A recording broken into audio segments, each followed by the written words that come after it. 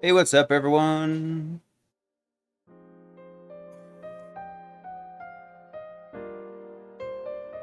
What is shaking?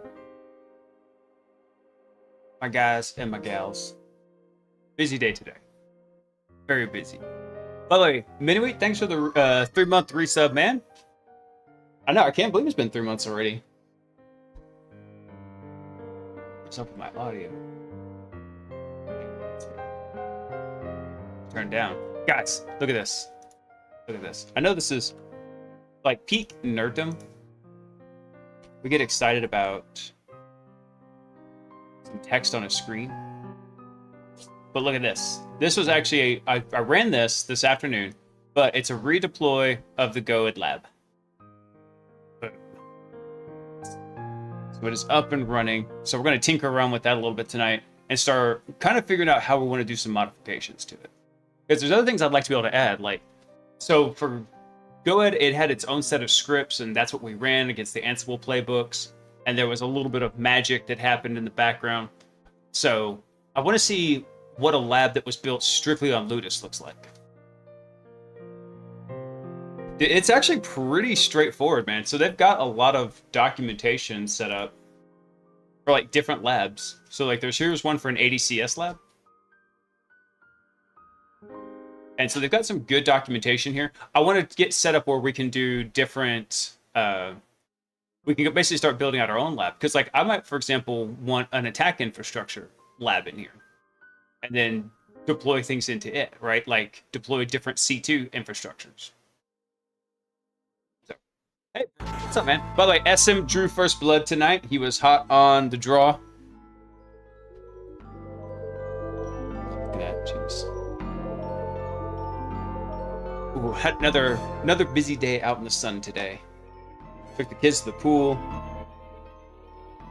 Worked on the playground at my church. We're still trying to build that thing and just having a good day. So hope everybody else had a fantastic Sunday so far.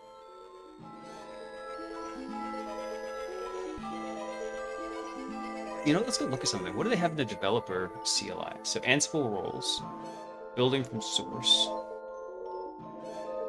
contributing. Okay, so this is developers for if you want to develop to Ludus specifically, not if you want to look at environments.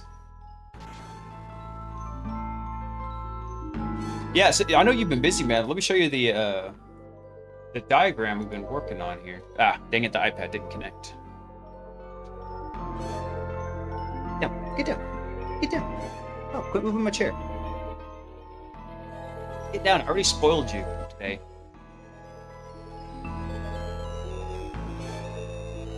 You're just like a woman, you're so needy all the time.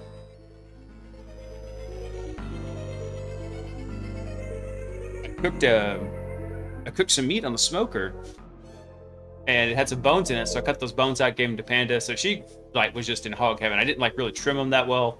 Just let her have whatever was on there. And then of course she's like, "Okay, cool, yeah, you gave me some tasty food, but you haven't petted me in 36 seconds. I'm gonna need you to remedy it." Let me find it here. Here we go. So this is what we were kind of looking at here. So we're going to have an attack infrastructure. I didn't know exactly all the details of Ludus at the time, so we put a little asterisk here about maybe having some kind of administrative infrastructure in here. The GoEd lab, or whatever AD lab we want to develop and put in here. A blue team infrastructure, right? So if we wanted to go deploy, what is it? Like WASA or anything, we go throw it over here. And then a simulated cloud services here. So, hey, Euler, what's up, dude? So it's going to be a lot of fun. Check this out. So check that out. The GoEd lab actually built just fine. So yes, last time when we were doing this, last night we were having all the trouble. There's a couple of different AD environments here, right? There's the Ninja Hacker Academy version of GoEd, which is like capture the flag style, if I remember right. There's also an SECM version here. So there's an SECM lab with servers, config man, MS SQL, DC01. It's got a whole bunch of different stuff in it. This is the one we were trying last night that kept erroring out on us, right? Well, I actually went through and just followed the pure Game of Active Directory lab, and bam, worked perfect first time. guessing that's Stuxnet virus? Stux virus? Thanks for coming online, man. Welcome. Oh, you know what I gotta do? Actually, there's something I wanted to go over real quick. Let me go find it fast. This was an article that Wheat sent me earlier today.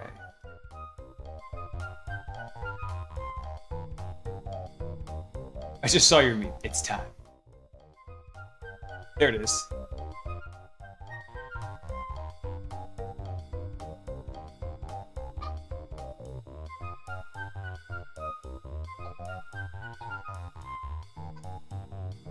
I don't know if y'all can hear APT in the background, but he's in a mood.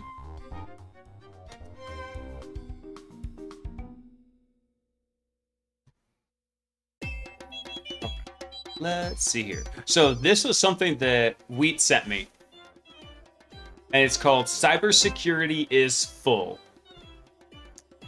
Now, I only skimmed this earlier. I have not read through this whole thing, but I really wanted to give this a read through because this is like some seriously black pill, yada yada, all that jazz.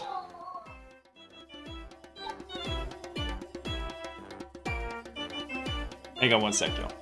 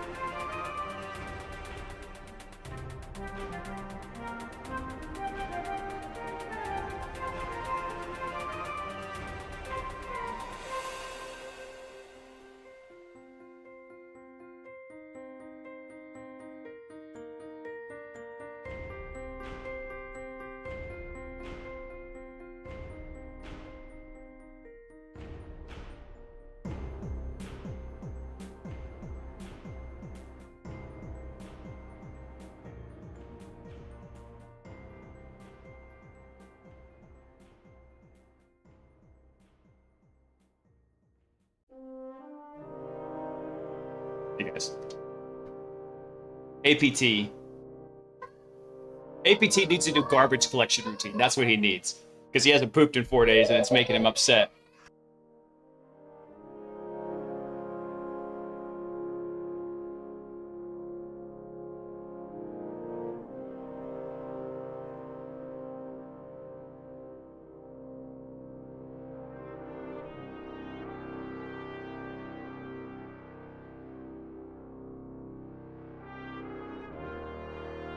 Hang on a sec, guys.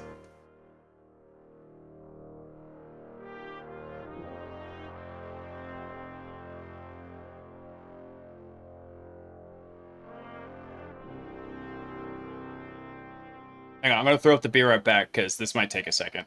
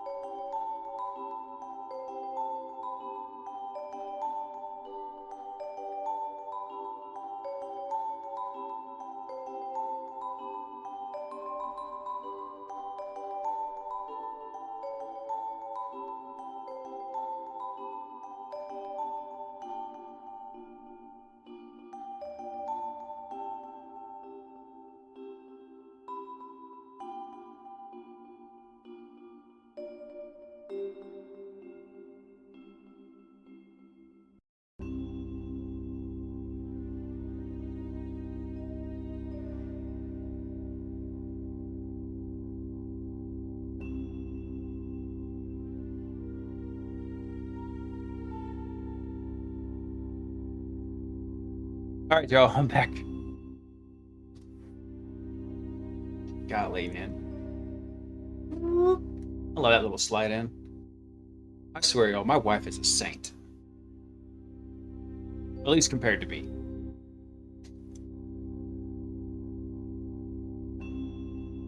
All right, let me check something here.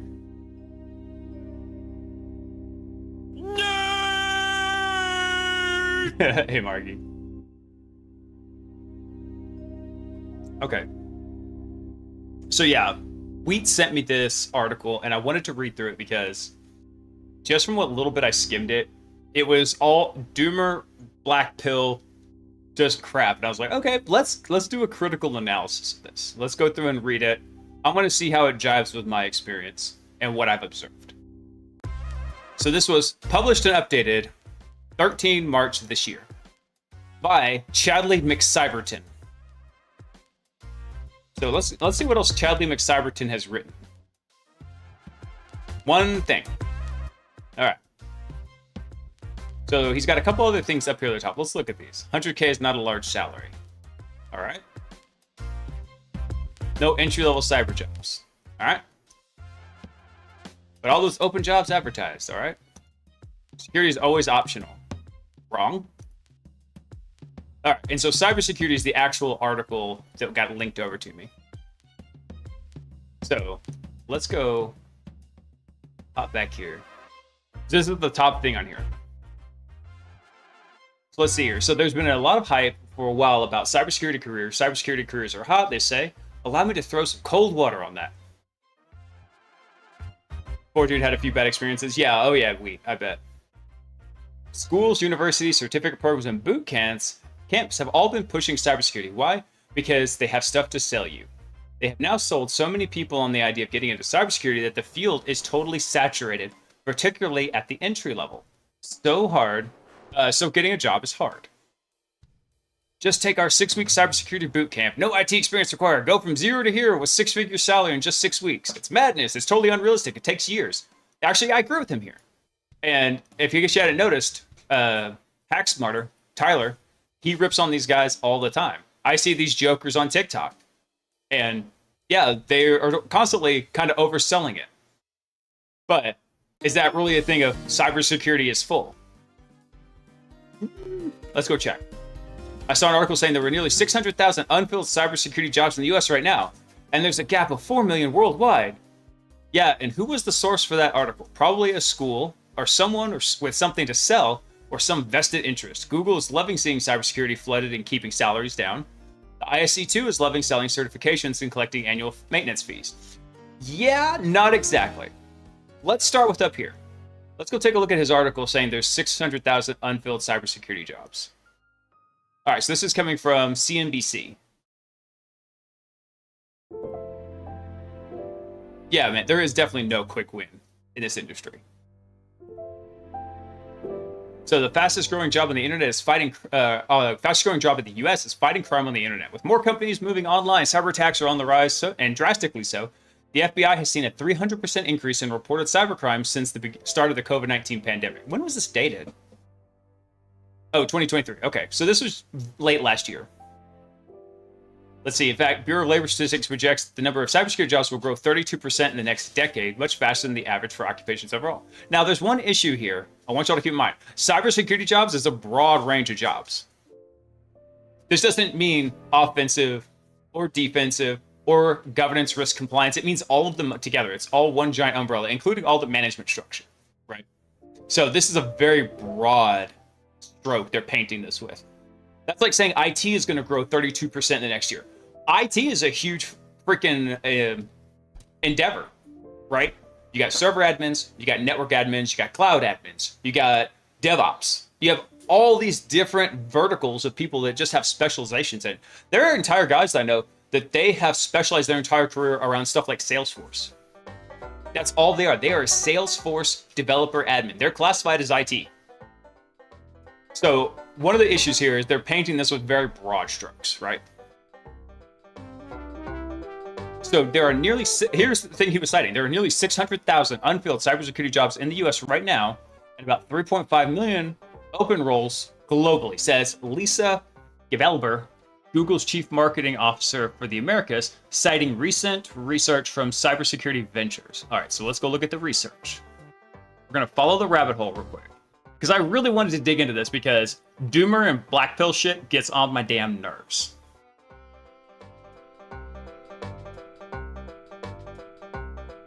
This is from Cybercrime Magazine. Okay, so this is... I hate when they do this shit.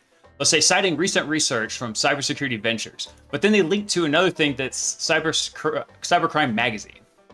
So let's go check that link. Oh, look, it goes to Fox Business. How do I know? I read the damn link. That's how I know. Cool. So now we're in Fox Business. So where does this come from? Technology firms have shed more than 300,000 jobs in the past 2 years.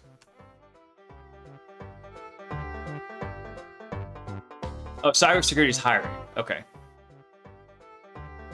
So, okay, Cybersecurity Ventures. Let's go see if we actually get to the damn site. Hey, look. Okay, so Cybersecurity Ventures is the Cybercrime Magazine. That's idiotic. So let's go back to the original link here.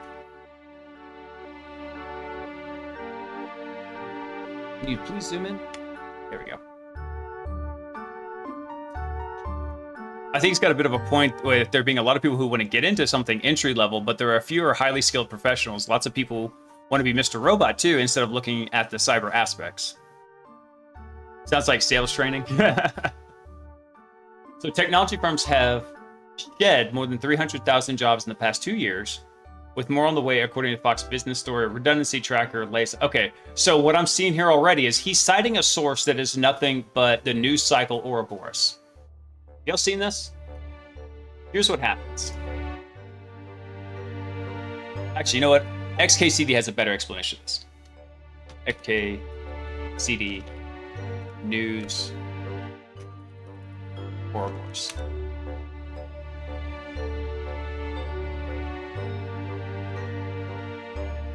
No, that's not it.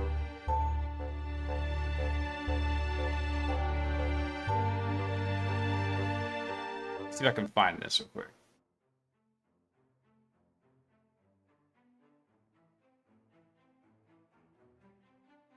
Maybe it's sources?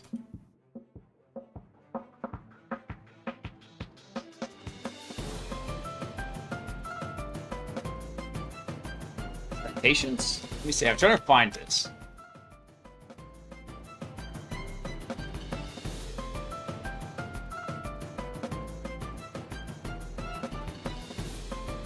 Google, you fail.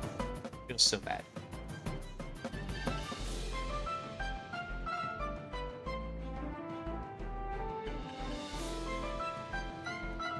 Wikipedia News. See if I can find it here. The day I trust mainstream media about the state of our industry is the day I climb into a casket. Yeah. You know what's funny is there's always that old saying, sell the news. Actually, here, this sums it up perfectly right here. Quotes from the press or copies from the press become sites in Wikipedia, become sources in the press. It forms just a circle.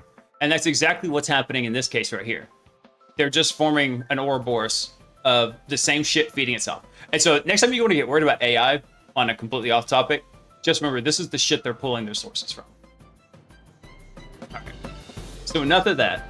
So he's already citing something that's kind of BS. You know what? Hold on. He specifically says cybersecurity jobs. So let me make sure I'm not misreading something.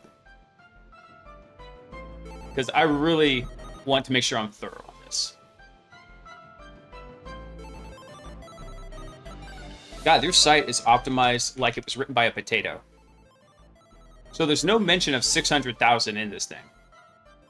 So where are they getting this number? So already he's citing something that's kind of bullshit. Granted, those kind of bullshit articles, they come up all the time, right? They come up and they make fantastical claims and then they end up just being junk. Yeah, and who was the source of the article? Probably a school or someone. I'll admit to this, ISC2 does love selling certifications and annual maintenance fees. I don't know what good they've ever done me. So note how the second article linked above mentions cybersecurity people getting laid off. That would ease pressure on the need for hiring, not exacerbate it as the article claims. I recently exchanged messages with a Google security exec on LinkedIn. Guess what? He's not hiring. Well, yeah, because right now the industry sucks because the entire economy sucks. It's not the time. This is not the season for reaping. This is the season for sowing. This is the time you should be working on your skills, building them up, making sure your portfolio, your personal portfolio of shit is up to date. Because when the season for reaping comes in, you're going to have a bountiful harvest. You're going to have new skills. You're going to be well versed in whatever technology you choose to deep dive into, and somebody is going to be hiring for that. Unless you actually, shit, I was going to make a joke about unless you chose COBOL, but no, actually, there's a need for COBOL developers for maintaining older systems where all the engineers have retired.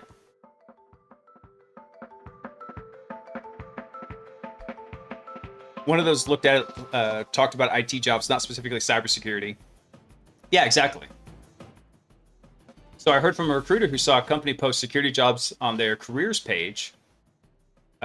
So he contacted the CISO to get the external recruiter contacts to fill those jobs. The CISO had to admit that they weren't actually hiring. Those jobs were just there to make make it look like the company was growing for the sake of potential investors.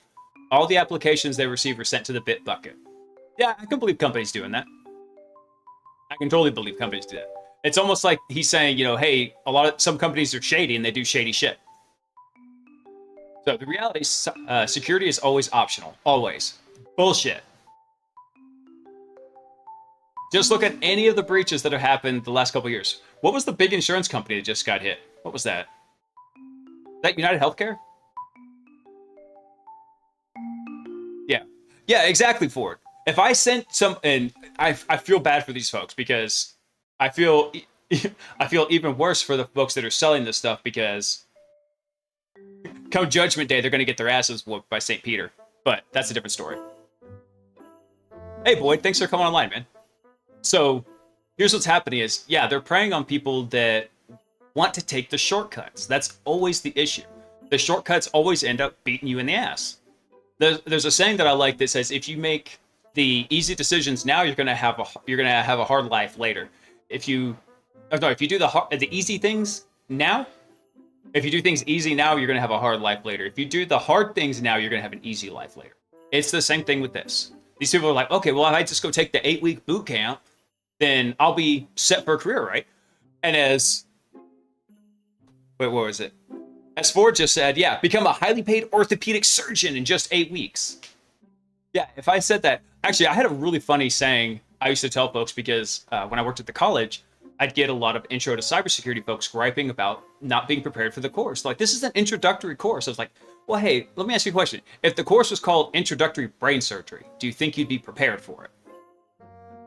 Maybe there's some foundational work you need to do first.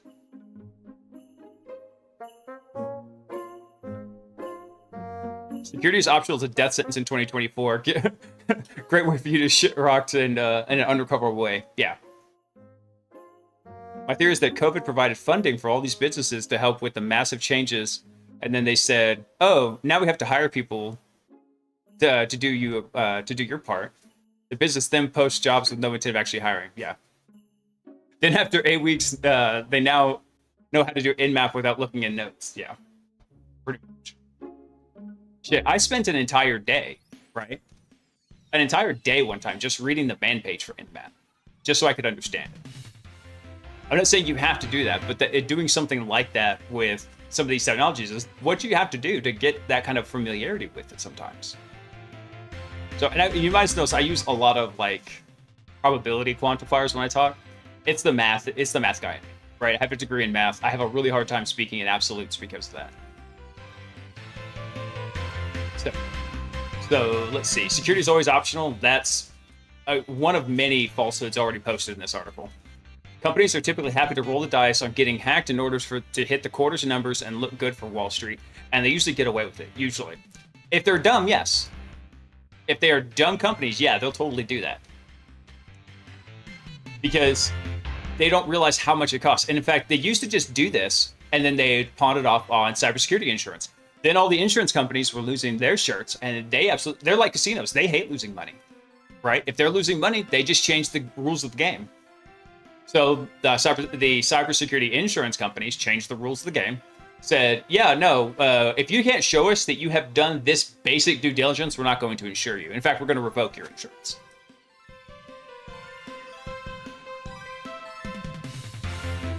Next goal is the curl man page. So that's why I've been guiding people towards putting some time into more general IT role.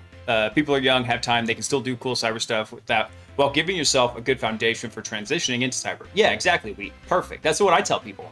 It's like, hey, I want to be a lead hacker. Cool, go build some shit. Go figure out how an Apache server works. Go figure out how to configure it and make like a very basic website in PHP. And they say, well, PHP is antiquated. Yeah, but a lot of the internet runs on antiquated stuff. And plus, then you're going to start understanding all the moving pieces. Yeah, what is up, brother? I try very hard not to speak in absolutes as well. Yeah, I know. Because it'd be real easy to say, yeah, here, this is always the case with a few general exceptions, but it's hard for me. The math guy in me wants to speak precisely, which ironically means I have to speak imprecisely.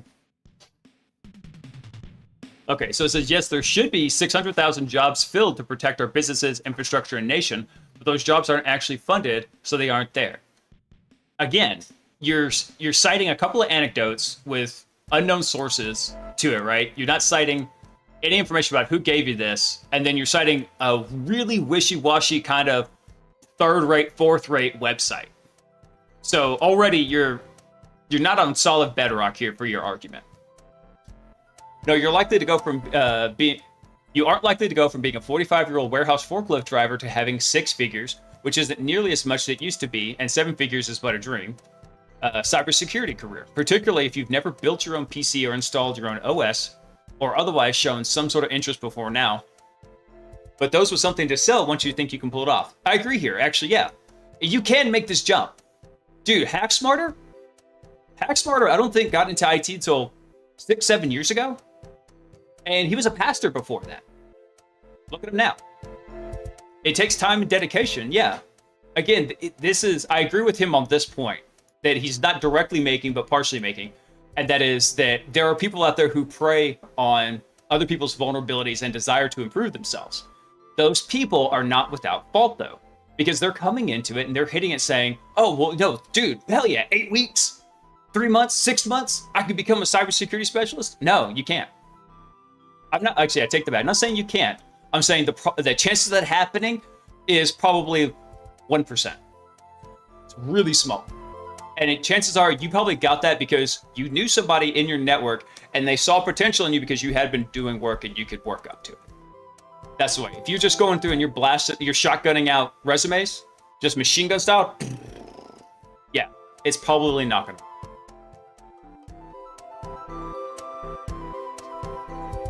They're saying that because cybersecurity isn't making companies money. No, cybersecurity is keeping companies money.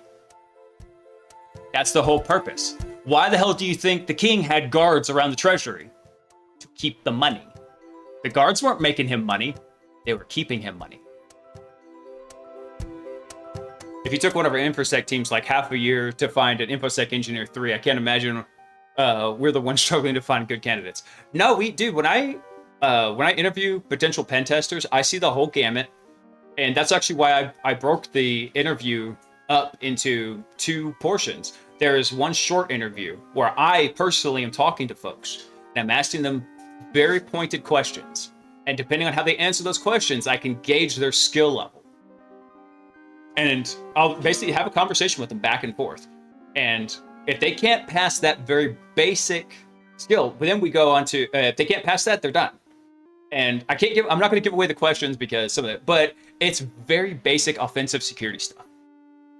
Very basic, but I ask it in a general way, so it's kind of an open-ended question. They can answer it however they feel like, and that's the kicker. If they answer it in a newbie way, and I know what a newbie answer's like because I too was a newbie at one point, I'm gonna sniff that out in a heartbeat.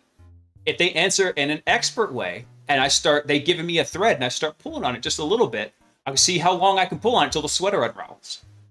And doing that method, then, okay, let me kick off for that. So that's the first interview. The second interview is like that, but dialed up to 11, because it's with multiple people on my team, and we're not peppering with questions, but we're hitting a broad range of topics, and we're doing that same thing over and over again. So the first interview is usually 30, 45 minutes. The second interview can last up to 2 hours. Sometimes I think I had one guy last 2.5 hours because we really liked him and we were talking through stuff. And I have hired such good talent doing that. It is crazy.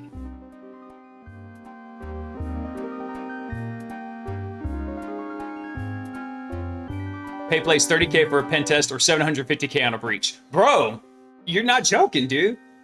There's a serious trade-off there. And that just might be $750K dollars in this example. What about brand and reputation damage, right? How many, I would say raise your hands, but it's going to be everybody in chat has come up and said, has gotten the letter. By the way, your personal data was exposed and we've got you free credit monitoring and yada, yada, yada. Every time I get one of those, I die a little inside. Bullshit, I can't hear you. Sound off like you got a pair. Stealth, you give me trust issues, bro. Welcome in. I can pen test, I'll tell you. I can tell you if it's ink or not in about 5 seconds. Oh, God. I'll tell you this, when I actually tell people what I do, I just tell them I'm an IT consultant. I don't tell them anything about security. Because invariably, there was always 2 responses. One was, hey, don't hack my stuff. And I'm like, haha, you haven't paid me first. And the second thing was, they want to ask like a lot of weird questions about like Mr. Robot. And I thought Mr. Robot was okay. I didn't really care for it. And 2, it just saves me a lot of trouble. It's not until like I get to know somebody and I realize I'm going to be around them quite frequently, I might let them know what I actually do. So, I've been here for a while just watching the vent session. It's not so much a vent session as I'm tearing apart this black pill stuff because I hate doom and gloom. Don't get me wrong, I realize sometimes situations suck and dire can be an apt descriptor for them. But at the same time, you've always got to have hope. You are not in charge of the hand you're dealt in life, but you are in charge of how you play those cards.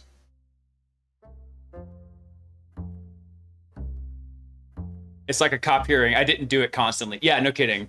Yeah, exactly. So back to what this guy's saying. Is it likely? No. Unless you just absolutely fall in love with computers and you dedicate yourself very diligently to them for a while. I actually was kind of mentoring this kid, and he was asking questions. He wanted to get into penetration testing. He was a welder. And I was actually recommending him. It's like, hey, if you want to go into cybersecurity testing, do not quit your welding job. Keep that as your day job. And then you can work on this stuff in the evening, and it's going to be hard. And it's going to take a lot of diligence, but you can start learning this stuff. And if you really become well-versed in it, become knowledgeable, passionate about it, then yeah, you can go through and you can do this. But actually, I told him he might just be better suited because he was stuck on that 100K salary thing too. I was like, dude, you realize they're not churning out a lot of welders. And with certain specializations, you can be making more than that and doing these things. So I try to give people realistic expectations. Not everybody should be in cybersecurity. Granted, I love the field and I like doing it for all of its ups and downs. I don't want to move out of security. But at the same time, some people, we need other people besides security folks. We do. I'm more of a Wednesday character myself. Doom and gloom is comfortable. I was a mechanic and a crane operator before doing this. Hell yeah, Stealth. That's awesome. It's like, I could just imagine a physical pen test. It's like, hey, why is that crane there? Oh, we don't know. And you just drop guys onto the roof and they just go get into the building. Oh, that'd be sick. Took an $80K a year pay cut to get started. Yeah, exactly. Yeah, I understand that, Stealth. I got a buddy right now who is a fantastic machinist, basically. He goes through and he maintains all of the large machines at a mine. And they pay him a lot per hour and they work him a lot. So he's getting paid time and a half and double time sometimes. And he makes bank.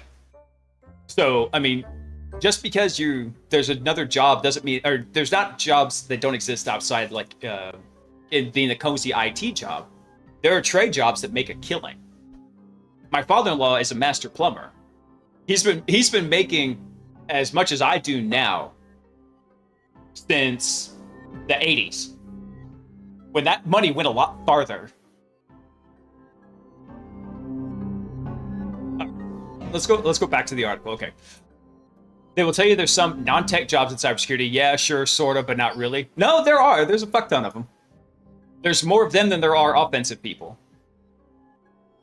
So having deep technical knowledge will always be helpful and give you the advantage in competing for those very competitive jobs. The GRC and security awareness or whatever positions which they claim to be non-tech are few and far between.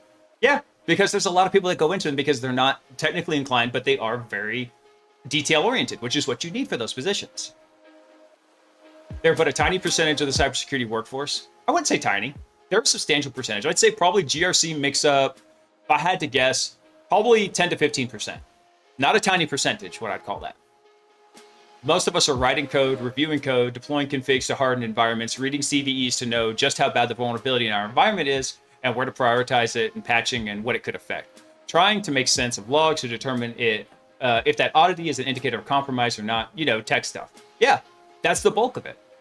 You don't need 90% GRC, 10% doing the work.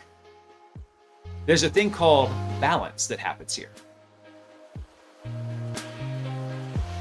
I just realized you're reading the article I linked, which is funny because Wheat actually sent it to me. So let's see. So there's a lot of cybersecurity career coaches out there claiming to be able to help you out. Dude, yeah, there are. There's a lot of them that are out there that are bunk, and I have a lot of personal friends that don't advertise it, and they do this stuff just because they see somebody with potential. And actually, I just had a guy drop a kid. The kid missed 2 mentoring sessions, and he said, "Hey, man, yeah, this isn't working out. You're not showing the kind of diligence that you need for this." And he said it much more eloquently. He's much better with words than I am. So they keep talking about the money. They will tell you that you don't have to know how to program. You do if you want to be competitive. Agree. You should know how to program, at least Python. Python's not a super difficult language, at least to do some basic stuff. Automating the boring stuff with Python, fantastic book. I wish I had read it. I just know it's a fantastic book. They're influencers with slickly produced YouTube channels.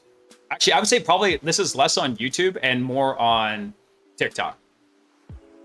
I noticed this a lot more, especially since when I first got onto TikTok, which was not very long ago. I only got on a couple months ago. And I only go on there like maybe once a week. But yeah, following just a couple of tech channels, yeah, instantly, like the first day I got one of these, like, the guy's like, look at our awesome program, and I've got this guy making 300K. And he's working in GRC. I was like, yeah, right. If you're making 300K in GRC, you're probably working somewhere where 300K is the living expenses is probably equivalent to 100K in Dallas. It's possible to be good at blue team without being good at red team. It is possible, but it's not possible to be great at blue team. You need to understand the red team aspect. So, because you got to think, how are you going to defend against something you don't know how it works, right? That's like saying, hey, can I... trying to think. How would I explain this?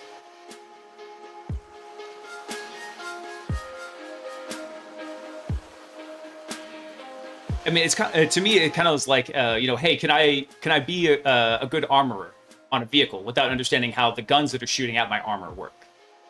It's kind of the same thing. I was trying to think of a martial arts analogy, but my brain crapped out. Let's see. So they talk to you in a language you can understand. They keep using the word 6-figure. It's starting to sound like a salesperson yet. Yeah, exactly.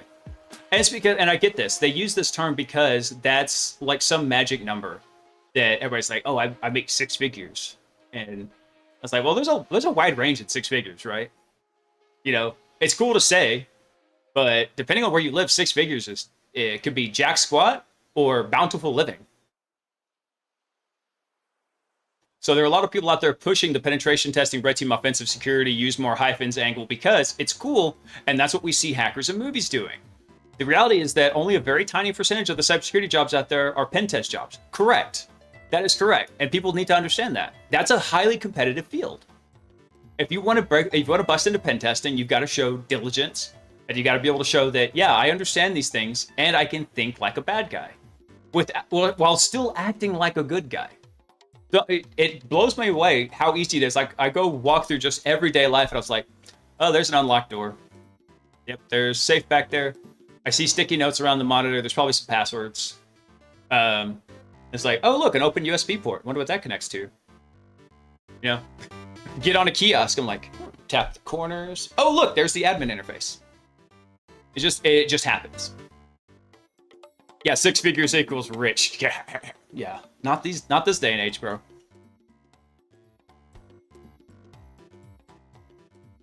Let's see. I love bringing up Bloodhound. Blue team people are always viewing AD through hierarchies, whereas the red team are always looking at graphs and finding more ways issues. That's a great point for us. Looking at things in graph form, that is the best way to think offensively. And here, let me give you an example. We'll take a little aside from the article here. Let my blood pressure come down. Let's do that, actually, here. Trying to find a blank spot. Okay. So let's go look at something real quick. Let's look at the game of Active Directory here, right? I'm going to draw this out real quick on the pad. Got 2 servers. Got another domain. 1 server. Another domain, 2 servers. Okay. So here's my recreation of that drawing in all of its glory. Right there. All right. So then we've got a trust relationship going here. Then we got a trust relationship going here. Right. And so we'll call this domain, we'll call this sub A. Oh no, I deleted my triangle. Sub A, and Q. Just for some random names of these. So this one's a subdomain. This one is just a secondary domain that maybe it was a company that's acquired, whatnot. And then let's say we've got a whole pool down here of workstations. I'm gonna move this over here. Workstation. I need to slow down so my drawings don't look like ass. Workstation, workstation, workstation. Works. And they're connected here. Let's say like this. So how's an attacker going to see this? Well, chances are we're going to land in the workstations. Let's say we land on this box right here. So that's our first beacon, let's call it. And I'm going to say beacon because we just finished doing all the Cobalt Strike and I'm having a little bit of withdrawals. So we hit this one, right? So now I'm going to start enumerating what's out here. Well, part of this enumeration is I'm going to now start examining what's in this same domain, right? Let's say this guy, we find that this workstation has, has access to an open share. Let's say that open share is one of these systems over here. We get access to the open share, and it's got credentials in it. So maybe we come through from here. We come through and hit this open share, but that's not actually our next process in here. Maybe this open share had domain admin credentials. Boom, now we're in the domain controller. So now we're in the DC. Right here. So cool, now we're in the DC. In fact, I'm going to rename this. I'm going to call this W. There's our workstation. Now we're in the DC. Cool. Well, hey, there's a two-way trust going on here. We can abuse that two-way trust because they don't have SID filtering enabled, and bam, now we're on the next DC. Awesome. And then let's say Q over here has some really important intellectual property that we want to go hit. Okay, well, cool. There's another trust going on here. We're able to compromise one particular server over here. Let's say it's a web server. Just for the sake of description. Well, shit, that web server has a delegation assigned to it. Well, Nate, now we can use that web server to pivot over to this next machine. So let's say this is the database. And that has all the intellectual property that we wanted to steal. This is how attackers see this environment. And this is very simplified. You gotta think, once you start adding in all the complexities and all the other machines that don't really fall into account for this, bam, this is exactly how attackers view networks. They view it in this graph format. And it becomes this kind of directed graph like this. Cobalt Stripe withdrawals for real. No, Chad, this is a program called Neebo, Neebo, and I'm just drawing it on my iPad. So I've got the iPad mirrored here. I can hear the APTs back.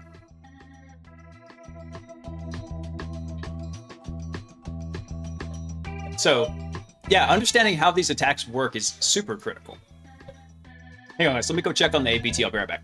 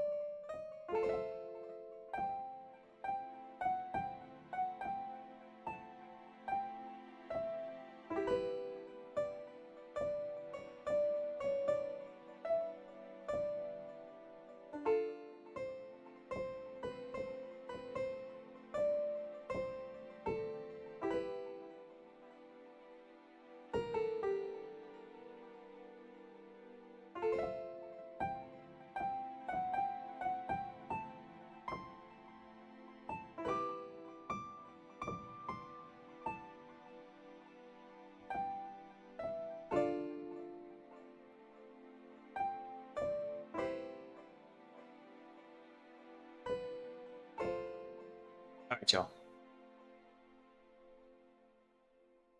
That poor kid is so miserable. Making my wife miserable, too.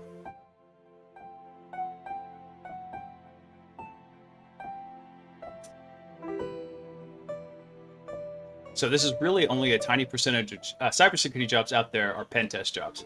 Yeah, it's like I was saying before I went off into the thinking about things like graph. And that's exactly it. It's because that's a very competitive field. Hold on, let me find something here.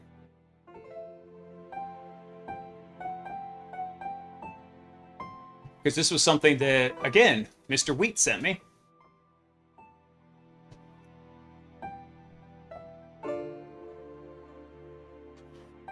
There we go. This is and think about this. This only covers a very small portion of cybersecurity, right? Vulnerability assessments, penetration testing, red teaming. It becomes a lot more narrow in skill set, mostly in skill set, but also in terms of how many roles there are, because it becomes more narrow down at the bottom. And then you can expand above this too, right? This is just in the offensive column, right?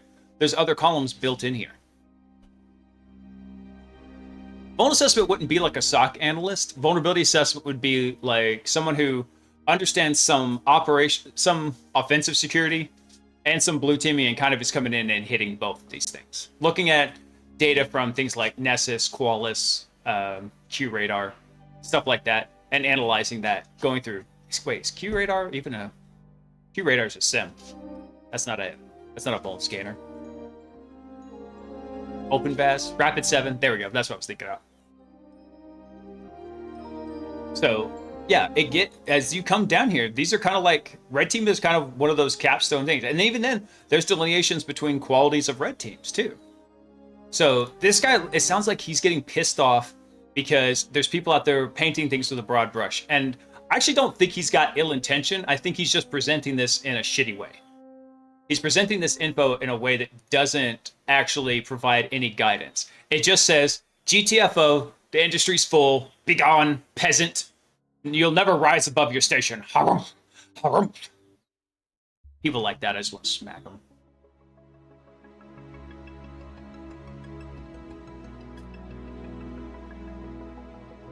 Let's see.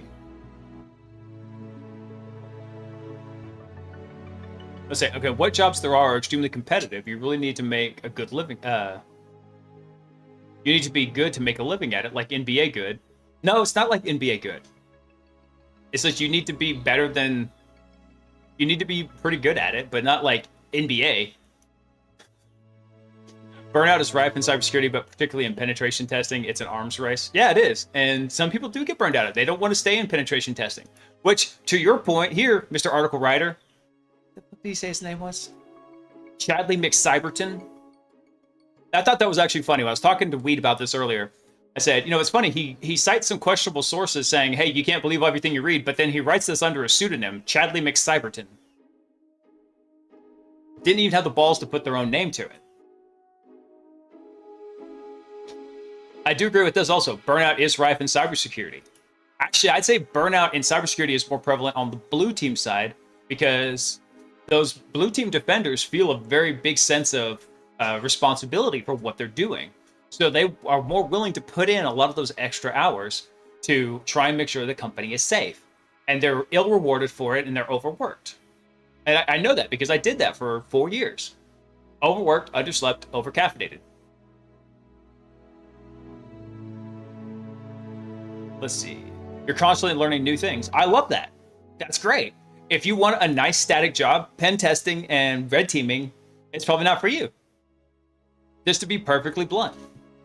So what's the career path there? If you think you're going to spend your 40-year career keeping up with that and popping shells until retirement, I'm very skeptical. Well, you can be skeptical all you want. That's my plan. Actually, I don't know if I'll stay on that. I like doing weaponization, like building stuff to like make it usable in pen test. That's a lot of fun for me. Vast majority of us work in blue team. Correct. The vast majority of us work in blue team. So is he saying he's a blue teamer there on the sly? Nobody cares on how well you did on Hack the Box or Try Hack Me. Not true. If people are telling me how they did on those, I'm going to be asking them questions. And it's easy to tell, hey, did you follow a write-up and not understand the information in it? Because again, I've been doing this a long time. I can pull apart those threads. Google even did, Google's famous for having like a hellacious interviewing process. And I interviewed at Amazon for a position that I wasn't super thrilled about, but the pay was awesome, so I gave it a shot anyway. But it was something called detection engineering, where you're actually taking vulnerability reports and going through and you're finding a way to turn proof of concept code into scanners and then scanning large swaths of their infrastructure for that issue. And then prioritizing which systems get prioritization, which ones have critical access, things like that. Met some really cool guys during the talk to that. But anyway, Google was very famous for their interview process, still are. Everybody's always talking about, hey, I'll teach you how to pass the Google interview. Well, Google themselves found out that their interview process performed less good, worse. There you go, that's the word. Google found out that their interview process performed worse than having a competent, experienced industry expert interviewing people. So, as many puzzles as they try to throw at it, they couldn't get around the fact that somebody with subject matter expertise and long-standing knowledge of it can better sniff out a good candidate versus a bad candidate. So finally, cybersecurity is stressful. Agree. On-call, instant response, compliance deadlines, like any IT job, stuff breaks. True. Long unpaid hours, keeping up with the remaining tech to remain competitive, dealing with the politics of your management. Dude, these are pretty much any job. Any job where the company doesn't respect you and they're trying to overwork you. Which I get it. There's a lot of jobs like that. And not everybody can just go hop into a new job every, 2-3 years. Like what's happening 2019-ish. Maybe even getting hacked and having to work days without sleep, only to be canned for your efforts because, hey, you got hacked. Yeah, sure, management accepted the risk and they're ultimately responsible, but sometimes... Dude, so he's saying that just because there's some shitty managers out there, you shouldn't go into cybersecurity. Dude, this is what's going to happen in any field. I don't care if you're in finance, if you're in law enforcement, if you're in insurance, if you're in data entry, whatever. Every field has these issues. Don't make it sound like this is something unique to cybersecurity. Look into goat farming instead. I'm going to agree with this one, actually. If I could go get a farm with like 25 head of cattle and like just take care of the cows, I would totally do that. Fucking love me some cows. No other field has shitty managers, right? Actually, so Euler, offensive can be extremely burnout prevalent just because there are so many different things that need to be learned and all at the same time. Like me a few weeks ago. Thank you, but you're welcome, dude. It can be very overwhelming for your skill to be measured against what the business is trying to achieve, secure infrastructure. It can be stressful to think about that you're working yourself out of a job because businesses can be stupid. Yeah, businesses can be absolutely stupid. You know why? Because they're run by people and people can be stupid. We're not perfect. We're flawed, broken people. So think about this. Part of that comes down to not communicating and not setting expectations with your boss. Everybody's always talking about setting expectations. Nobody ever talks about, hey, your boss can set expectations with you, but that's a two-way street. You can set expectations with your boss. You're like, oh, hey, you want me to learn X, Y, and Z? Great. X, that's going to take me probably 4 weeks. Y, that's going to take probably 12 weeks. Z, that's probably going to take another 12 weeks. So you're saying I need to get all this done in 2 months. Hey, that's only 8 weeks. Your aggregate here is 30 weeks. How do you want me to prioritize this?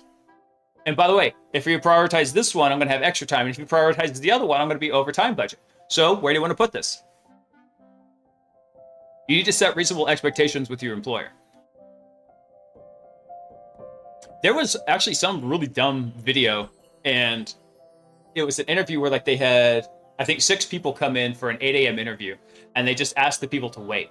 And they just left them in the lobby. And finally, I think at noon, they came out to check on him. There was only 2 guys left. All the others had deuced out. And they hired those 2. And they're like, the test was for patience. No, the test was, could you put up with being lied to by your boss and having unrealistic expectations set? You can get away with that shit in the military because the military uniform code, the UMCJ, Uniform Military Code of Justice. Yeah. You can do, they can get away with that.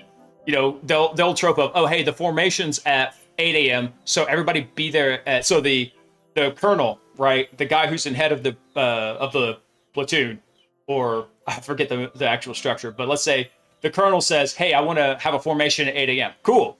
Then the lieutenant says, "Hey, we're going to do a formation at 7 a.m." Then the master sergeant says, "Hey, we're going to do a formation at 6 a.m." The staff sergeant says, "Hey, we're doing a formation at 5 a.m." So then the team leads say, "We're doing a formation at 4 a.m." They can get away with that. You do that shit in a business environment, you're going to get lit up. Company commander, thank you. Yes, that's right. Okay, Uniform Code of Military Justice. God, screwed that up. I remembered the acronym, but not the words.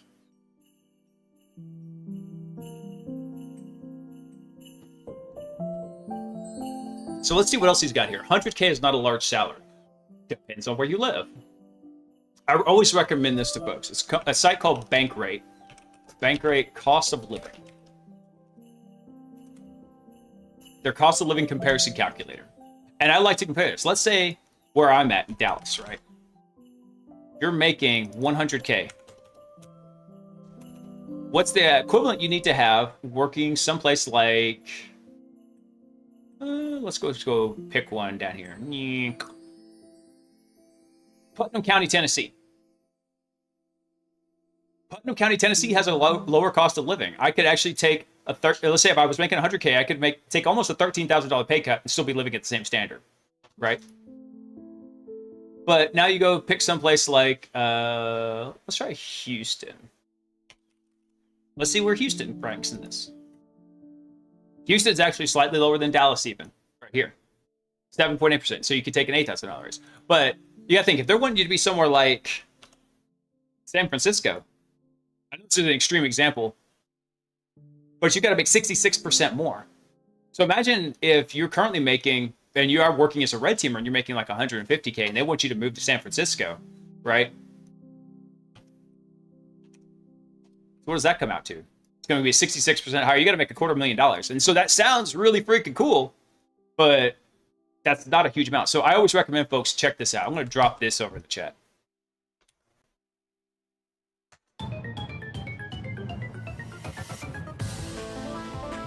I just watched the boot camp part of Full Metal Jacket. I get distracted after that. I understand that. I've watched the boot camp scene probably 1,000,000 times and then nothing of the second half. So it might sound like a lot if you were born in the 1900s. The 1900s can still give you a nice royal ass whooping, I'm just saying. Or if you're used to working a minimum wage job. So these security articles always talk about making 6-figure salaries. Yeah. And you got to remember, these 6-figure salaries, that is double the U.S. median income. U.S. median. So this is across the entire United States, right? The median income was $37,000 in 2022. Let's go average.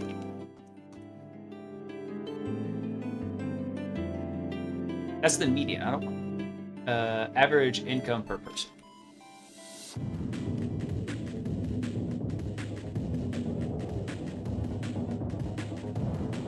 Oh, so the average was 37,000. The median household income was 69,000. I thought it was closer to 50. This was in 2022. So yeah, you're talking about that income's almost double the median income of the U.S. So yeah, 100K is not bad. Is it going to make you filthy rich? No. That's not the point. If you want to be filthy rich, you're probably going to have to go start your own company.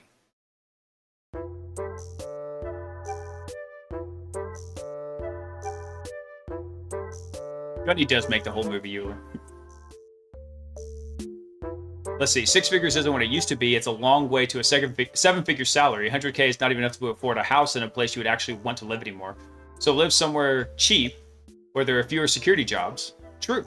And this is one of the things that sucks about getting established. And I told that guy, to the welder guy, I said, hey man, he didn't want to leave his town to go get some of those more high-paying welding jobs. I was like, hey, if you start working in security, particularly cybersecurity and penetration testing, they're going to want you in the office. As a junior person, they're going to be able to want to work with you hand in hand constantly. They're going to want you in an office, so you're going to have to move anyway. So, or live in a metro area where the jobs, but you'll probably never be able to afford a house. Yeah, and don't get me wrong, I do agree with him. That part sucks right there. Even in Austin. Austin. Okay, hold on. Cost of living calculator. Let's go back to it. So let's see. I want to compare just Dallas to Austin. Austin's a shithole, by the way. My apologies to anybody who lives in Austin. I'm sorry you live there. So Austin's even lower than Dallas. That's crazy. I wonder how well this updates, because right now Austin is actually having a tech drain. Like, a lot of the people that were flooding in from California are now leaving because they're like, it's too hot. It's like, what the hell did you expect? It's Texas. I live in a 2-horse town and do offensive. Yeah. Dude, if I could get fiber to a farm, I would totally move out to a farm. And I would work my shift for the day, and then I would go and I would just take care of my cows. That's what I would do. The median cybersecurity analyst salary in Texas is $96K. Well, that's because a entry-level SOC analyst is not it's a technical role, but it's not like a super high-tech role. A lot of that is reasoning and logic, I would say. Because I think when you're looking at as a regular SOC analyst, eventually, typically you got to think what happens. Okay, you can spot that, yeah, this is an issue right away, and you mark it as, hey, we need to escalate this. Or you mark it as, hey, I don't have any idea what's going on here. Then you escalate it to tier 2 SOC. And then maybe they don't know what's going on with it, so they escalate it to tier 3. And then there's usually like some kind of practice lead or principal security analyst. It gets escalated to them. So there's tiers to this shit.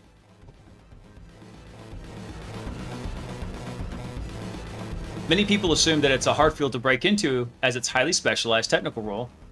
But what they don't realize is you don't need a bachelor's degree to land a high-paying job in the field, and once you do, your job security is strong. True. Yeah. I have a bachelor's degree, but I didn't actually need it for getting the position I had.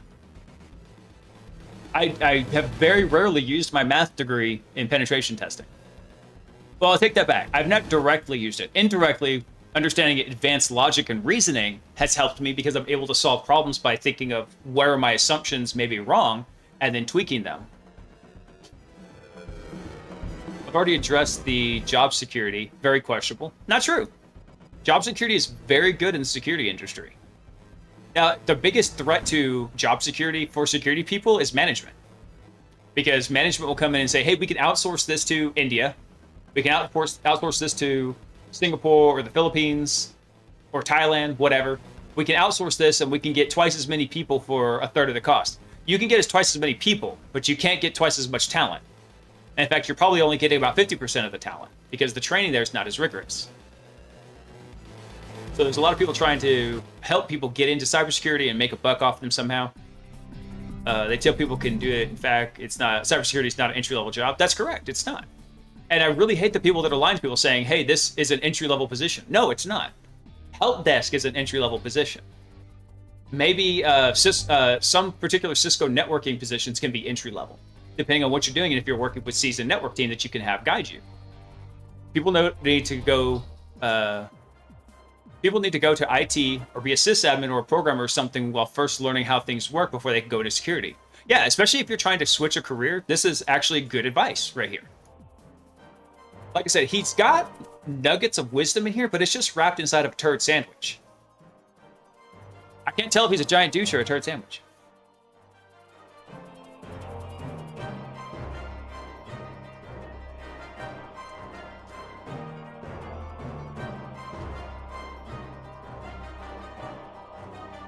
Let's see. It really is like being a doctor or a lawyer or something. You need to go to intern, be an orderly, be a law clerk, be a paralegal for a few years before getting into those jobs. Hey, Euler, thanks for the gifted sub to Stargate. Oh, dude, that was our sub goal. Sweet. I need to go fix all those alerts because they're still on Twitch. I want to move them over to StreamerBot so I can do cooler stuff. Let's see. There are a lot of people out there with certificate or even a degree trying to get into cybersecurity. Either the jobs just aren't there or they require people with more experience. I always tell them to get into IT, have a home lab where you build your own network and servers, do personal projects, publish their configs and source code, etc. You really need to learn a programming language to be in security. Need is a strong word, but you need to be able to understand it. There's a difference. If you know a programming language, that for me means you can sit down and mostly with very minimal Googling, write down a basic program, right? Understanding it, though, is a little bit different story. I understand a shit ton of languages. I can sit down and I could read them and I can make intelligent inferences because I've read so many various kinds of languages on what it's doing and where I can break it. And sometimes it's actually not very obvious and I don't catch it.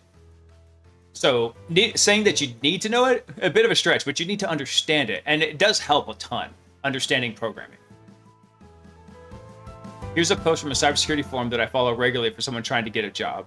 Let's go take a look at it.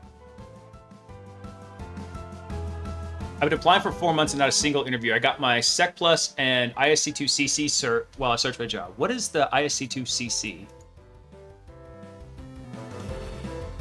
Certificate, certified in cybersecurity. Yeah, that's kind of bunk. So I had my resume reviewed and worked on so many times that I lost count. I have also been working on building out my home lab and doing projects that I listed on my resume. I just don't know what I'm doing wrong at this point. I feel like I've been doing everything right, but now it feels like... Now, when did he post this? Posted this a year ago. Yeah, it was about a year ago. Cybersecurity was starting to hit the bed. Was starting to kind of get wishy-washy and shaky. And so it's really just kind of... Because I think that was about the time that NCC Group laid off most of their penetration testers, which was usually a pretty bad sign, right? If the offensive security people are getting laid off, because that means the defensive security people could be next. So, and they're not going to wipe the board clean. They're just going to reduce it a lot. And so it takes a lot for you to get to that point.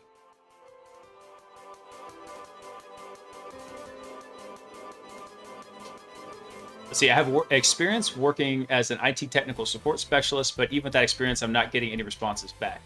So it might be this guy is taking the wrong approach, right? He's taking the frontal approach. You gotta remember, there's only 3 options whenever you reach an obstacle. You can go through it, you can go over it, under it, or around it. 4 options, excuse me. He's taking the frontal approach. He can't go through the barrier, so he should be flanking. He should say, hey, can I maybe get around this by not going for security and looking for a job that regularly does promote from the inside and get in there. Get a job that's below that and then work on transferring into security. That would be another valid option.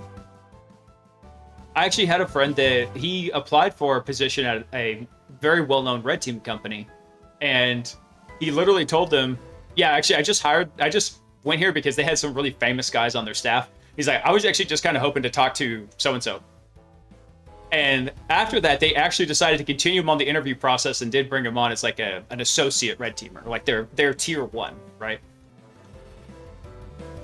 So do remember, you don't always have to take the frontal approach, and that's what he's doing here. He's getting resume blocked by HR. That's what's happening here.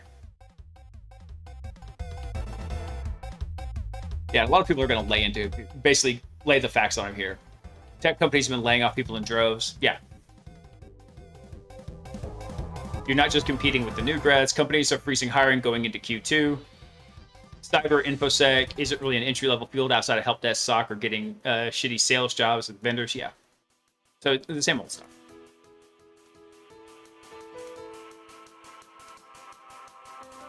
As a hiring manager, okay, so this is a comment from that Reddit thread. As a hiring manager, here's what I can share.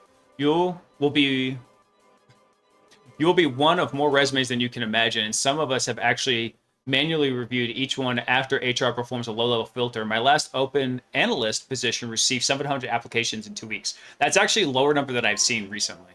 They're a lot big. So yeah, again, it's almost like you're going into a competitive field.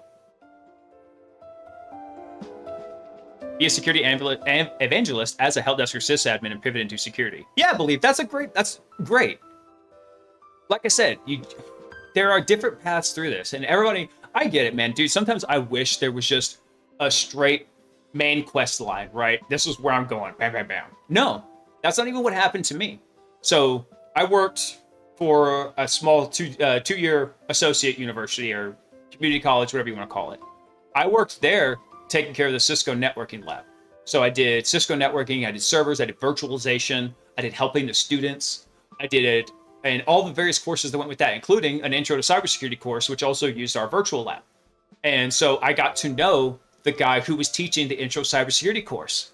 And then I heard through the grapevine, hey man, I heard y'all are hiring for a security analyst position.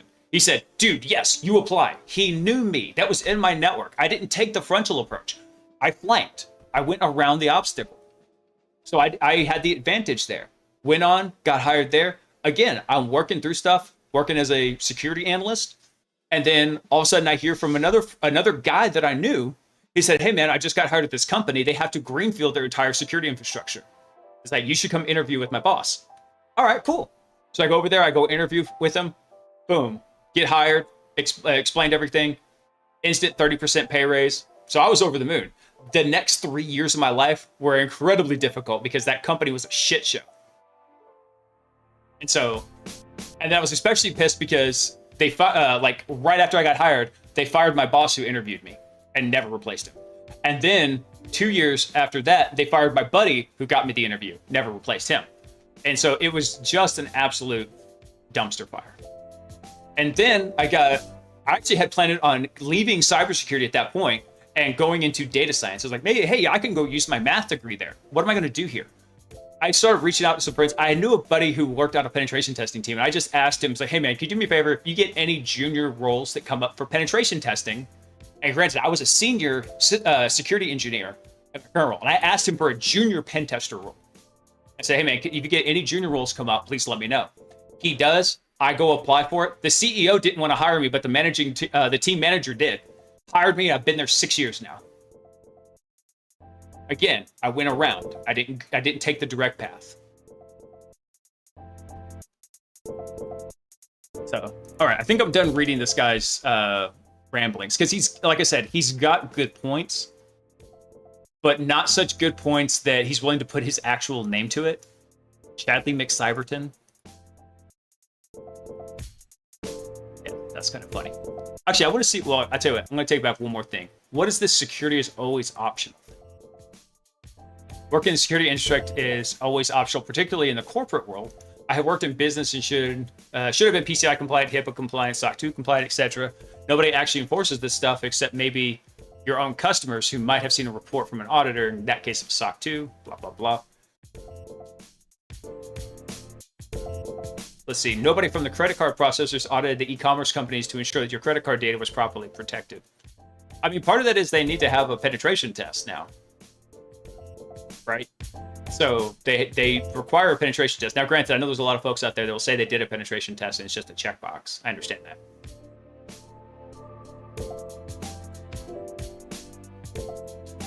I'm dreading job hunting, but not like all companies are gone. So there has to be work out there. There is, man. It's more competitive work right now. What I'm telling folks right now is chill out, boost yourself, get your skills ready, because then whenever the jobs start coming in, you're going to be very well positioned to find that position. Let's see. Recent months have been full of belt-tightening layoffs. Yeah. Despite record corporate profits. We got to remember, yeah, this does bug me. Record corporate profits, but also you have to remember those corporate profits are record-breaking because of inflation. Right. The money, they're making more money that's worth less. So the line must continue up and in the right way and have largely run out of other ways. So layoffs it is. By the way, there's probably another big housing crisis about to pop off, 2008 style. So if you've been saving up for a house, keep saving. Don't buy right now. It's not financial advice. It's just the ramblings of some idiot on Twitch and YouTube. So layoffs says, what can we rid of? Not sales. Oh, believe me, they'll get rid of sales sometimes because you can have underperformers in sales. They're the ones who actually bring in revenue, not operations, manufacturing, development. Yeah, they do. They get rid of those guys all the time. Executive management. Yep, they cut those guys too. Let's see. Let's can those security dweebs. We'll probably get lucky until our golden parachutes kick in, and by that time we get placed. Actually, there's some now, if I remember correctly, it's probably not as prevalent as it should be, but there are some executive packages that say, hey, by the way, if you're in charge of our security infrastructure and these bad events happen, and we can show that you didn't do proper due diligence and take actions to mitigate it, then we're gonna cancel your golden parachute.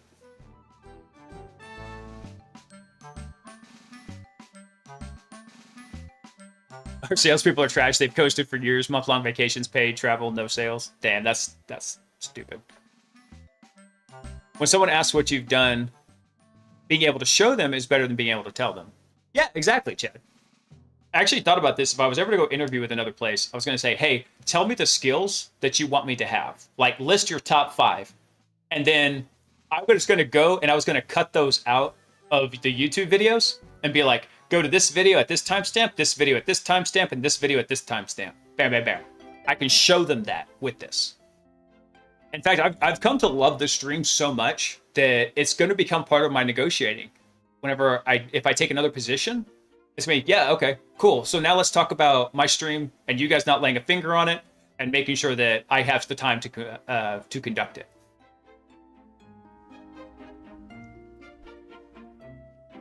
Don't depend on the demo gods for sure. No. The demo gods would just sacrifice you themselves. Let's see. According to Census Bureau, blah, blah, blah, blah, blah, blah.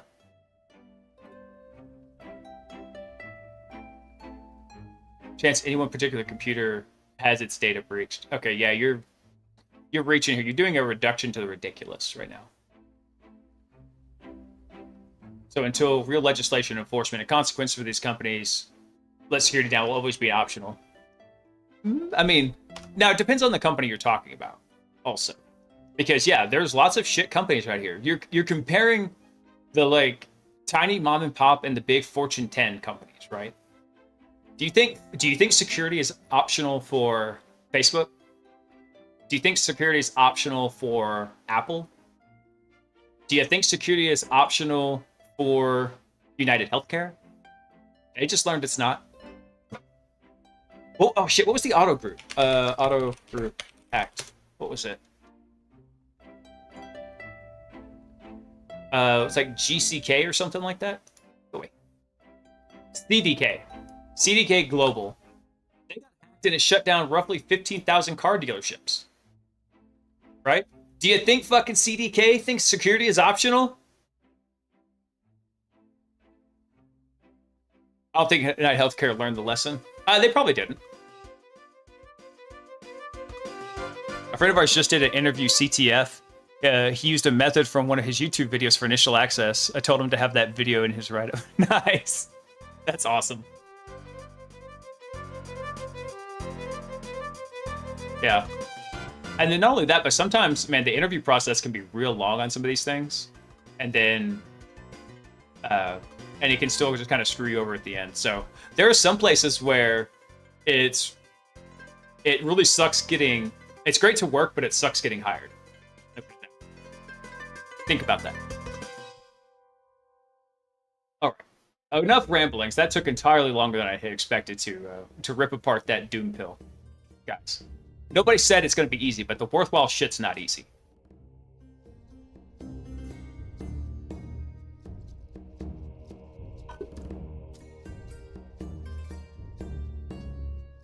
Chad, I know everybody.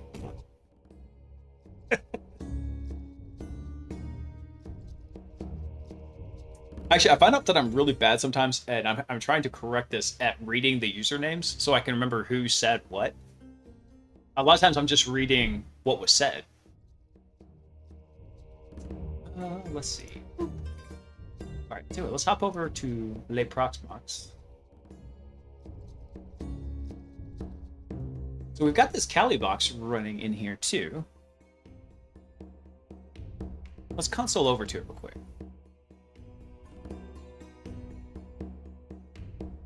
Ah, there we go. It's probably just Kali. Let's see.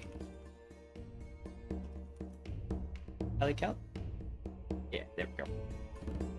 U.S. healthcare doesn't care about data security. They're about billing scams and kissing doctors' butts. Word. His video was OP. He took apart the VM to gain access.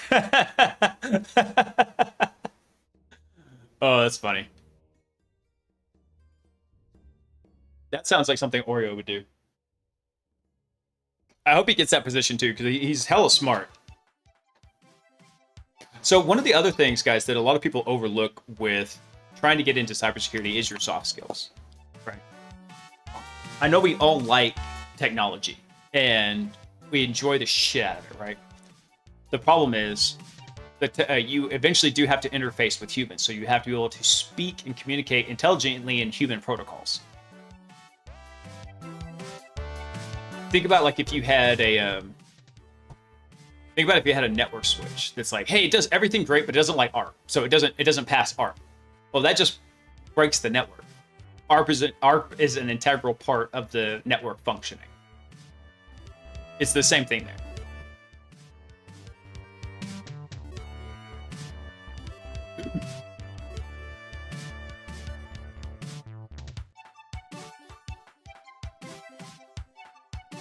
Opposite problem come up through having to deal with people but feel way weaker at everything than official hackerman. Dude, it all comes with time and practice, right? You gotta think, sometimes you see like these really stellar kids coming through with stuff. You gotta remember, kids have, compared to adults, kids have infinite free time. That's why I'm working very hard to make sure that my son becomes passionate about things that are gonna pay him dividends later, right? I want him to learn about machinery.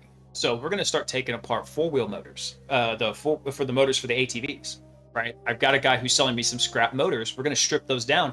And then once it's taken apart, I'm going to ask him, hey, you want to fix this? You want to make it run again?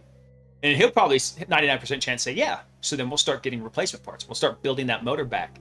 And I just know he's going to be so excited when he first gets that motor running. So there's stuff like that I want to do with him. He really wants to use cheat codes in Minecraft. I was like, kiddo, you got to learn how to read and write first. How are you going to type in the commands if you don't understand reading and writing? He knows his letters and he does know it, but he doesn't want to practice it. That's my encouragement for him to practice his reading and writing. R22. Thanks for coming online, man. Welcome.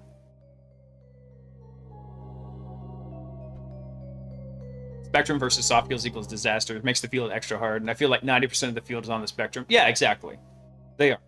Now, just because you're somewhere on just because you're somewhere on the TISM spectrum, doesn't mean you can't learn those things. It just means it's going to be harder for you. Again, some things worth doing are very hard. You gotta think. If you're not able to communicate, then yeah, you might be really technical, but then you might not be negotiating for your best salary. So then you're cutting yourself short. Again, it goes back to what I was saying earlier. Doing the hard things now makes things easier later. If you just do things that are easy now, you're going to have to do all the hard shit later.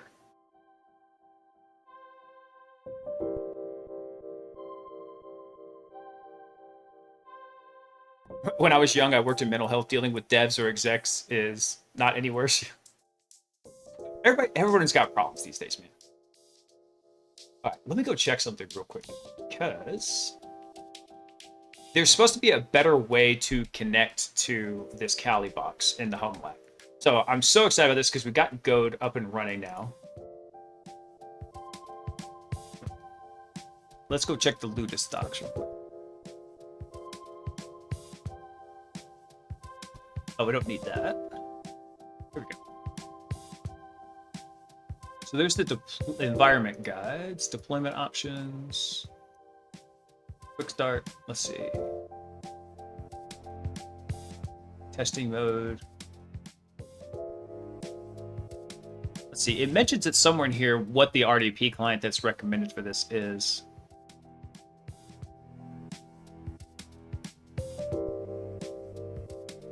Puffy, thanks for coming online. Welcome. Welcome in. We just finished ripping apart some Doom Pill stuff about cybersecurity being full, and now we're going to hop into the home lab. So this is like early alpha version of the home lab, right? We're just doing this as a proof of concept of what we can do. So I totally cannot wait to start building this stuff out. Because in case y'all didn't know this, for just Active Directory certificate services, there's 13 escalation paths, and they have different requirements, and they have different patches that could be applied to mitigate those escalations. So I'm super excited to go through and mess with some of those. So it's stuff like that we can put into the environment, right? For example, the one that was in the Red Team Ops lab is let's say the traditional exploit for it, which is escalation path 1. You request a certificate as you, but you can set an alternative subject name as a different user and then impersonate that user. And it didn't validate if you had any kind of permissions to set that or who set that field in the beginning until the patch came out. So we would just go request a certificate and set the domain admin as the alternative. Boom, we can instantly impersonate the domain admin.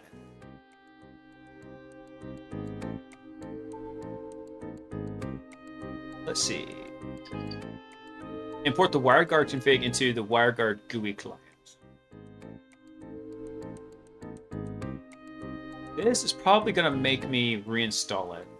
So I'll do this off screen because I don't know if it's going to require like a reboot or whatnot. So I don't want to do this. And I don't want to do it like in a VM because then we're getting access to a VM to WireGuard to RDP into something else. That's the latency is going to be obnoxious. Oh yeah, the AD mind map from Orange Cyber Defense is really good, I believe. Yeah. If y'all hadn't seen this, the Orange Cyber Defense AD mind map. I swear, Google's listening to me, but it's still dumb.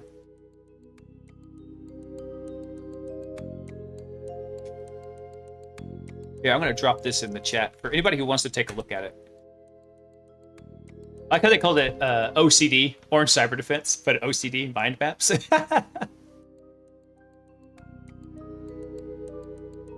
you can tell this is a chunky thing. Yeah, this is some of the stuff that I just like doing. Yeah, go scan the network. I actually had a client that, I don't know if what we found. We found really weird stuff when I was scanning their environment. And when I presented to them, they're like, these networks make no sense. It's like, well, all these networks are coming back live. So you may have a security appliance in there basically sending up false signals saying that these networks do exist. So explain that to them, let them do it. They were pleased with the outcome of the results. I want to do more with them later, but it was really odd. You could see that there was a structure to the network, but it was kind of like a Picasso. It didn't look like a picture of a person. It looked like Picasso's interpretation of a person. Very, very abstract, but still kind of there. Find the DC IP. Now, actually, this is a really cool trick right here. So I can zoom in. You do an NS lookup, and if you do underscore LDAP, underscore TCP, dot whatever the domain controller is. I don't know if you need the DC MSDS. Okay, yeah, you do. You need that. You can put the domain in here, and it will tell you who all the domain controllers are. I'll tell you an even quicker trick, though. And it can work sometimes unless they have an external DNS resolver, but just look at your DHCP info. What was the IP address of the domain controller? What was the IP address of the DNS server? A lot of times the DNS and the DNS and the DCs are one and the same.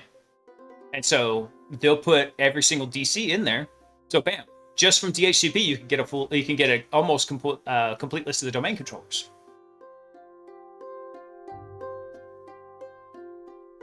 Worst I've seen was an SMB null session with downloads, signatures, addresses, fingerprints, you name it. Oh, dude, I found one time. It wasn't a SMB null session, but it was like way open to everybody on the internet. What's that?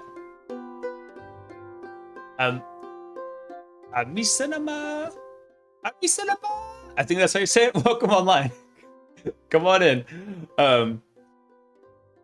Yeah, so I didn't find one with an SMB null session. Those are actually becoming kind of rare these days. But what you will find, though, is you'll find a lot of network shares that maybe are open, or you'll find ones that have like low privilege access to them. And Neo Spring, thank you for coming online. Welcome in. I hope everybody's having a fantastic Sunday. So it's funny that they're using enum for Linux. I actually don't. Sometimes I'll use enum for Linux. I don't typically use it too much. Listing guest access on SMB shares. Yeah, it's going to be a good one. Enumerating LDAP is actually really big because a lot of people don't realize how much data you can pull out of LDAP with just a basic user credential. Because by default, most fields in LDAP, Active Directory, are readable by everybody. There's only a few exceptions to that, one of them being like lapse, the lapse password. Chad, null session's my first check now. I probably should make it more of my regular checks, but it became so infrequent, I don't check for it right away. Let's see, poisoning with LLMR. Now, actually, we should be able to actually test this with Goad, because I think they did set up LLMNR, and we can do some relaying attacks with it. These coercion attacks are really cool. Now, you don't really see Petit Totem very much anymore, in the same aspect that it was unauthenticated in the past, right? In the past, you could basically send a request to a server. Here's how this worked.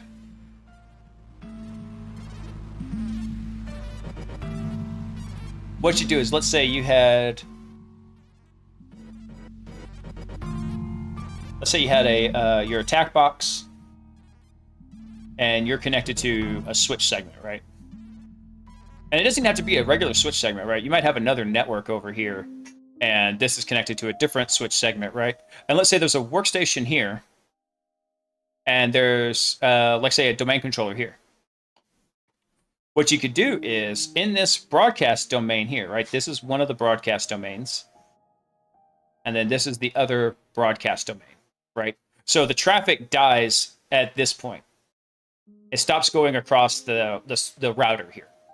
But what you can do is, inside this same thing, you could send out broadcasts, or you could be listening for broadcasts. So let's say this guy is sending out LLMNR, looking for server 1. Well, what you could do is say, hey, I'm server 1. Boom. And then what would happen is, this guy would then try to make a request over to the attack box, and the attack box would then initiate a secondary connection here. So the way this attack flow works is kind of like this. Let's say we have the workstation makes a request. We'll say some kind of broadcast request. And the attacker picks this up. The attacker replies back saying, it's here. It's me. I'm that. Well, then the server could say, okay, cool. I want to start an SMB connection. Well, cool. What then happens now is we're going to have, let's say, a server over here that we want to try to get access to. The attacker will then take this SMB connection, forward it over here. The server is going to reply back with a challenge. And then we're going to pass that challenge on to the workstation. Right? The workstation's then going to reply back with its response. And then we're going to pass that response on to the server. Then, if the server says, okay, then we're good. And we tell the workstation, no. We just cancel it out. This kills this connection here. Would you stop auto-correcting my lines? So that kills this connection here, but now over here, we got a legit session onto the server. CME instead of NXC, that's so 2023. Yeah. I still like CME. Call me goofy. Although NetExec is coming up with working with really good stuff. Mr. Muddy Pants, yes, that does only work if SMB signing is turned off. Because what's happening here, this challenge response is basically the server is sending a salt. It's responding over to it. The workstation is then appending that salt and sending what's called a net NTLM response. Boom. But what we can do here is, when we get this SMB request, we send it over. When the server gets the challenge, we just send that challenge straight over to the workstation. Then whenever it responds with its encoded net NTLM hash, we just forward that hash over here. Boom. And it says, okay, yeah, you've got a session now. And then we just killed this session over here so the workstation's not trying to connect to us again.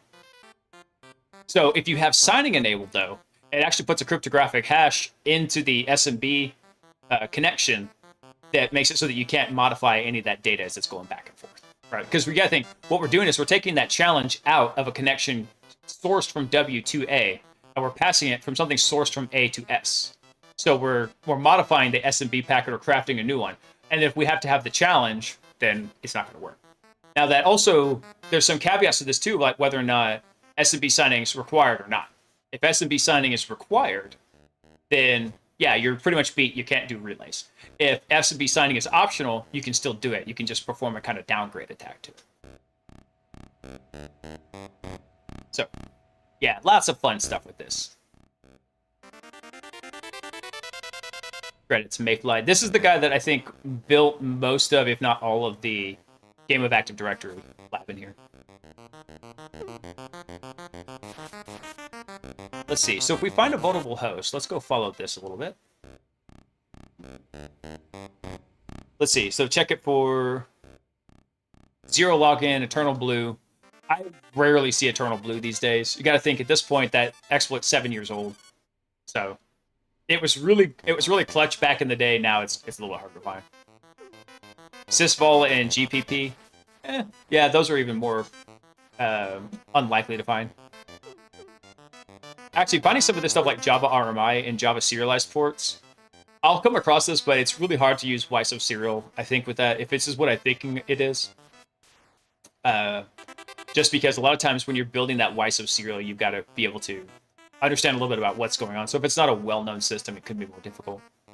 Searchsploit? Yeah, I use the shit out of Searchsploit. Love it. Proxy log on proxy shell, log for shell, database credentials. Can you find database codes? Yeah. All this is really good. Actually, so there's actually one more thing y'all just reminded me about. There's actually a thing now. Let me take this out.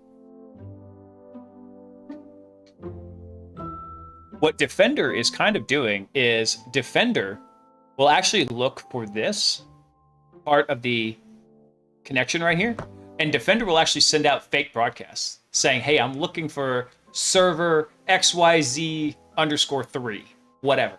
It puts out some random name. And then if somebody replies back with that, they're like, boom, this guy's running responder. He's full of shit. So Defender has a minor like broadcast detection honeypot built into it now. So I thought that was pretty funny. I've gotten busted by it works. I've been busted by it once or twice. Now you can still get around it if you're careful, right? If you do some reconnaissance before you start poisoning, what you can do is you can say, hey, only respond to like these kind of responses, and this is the target we're trying to get to.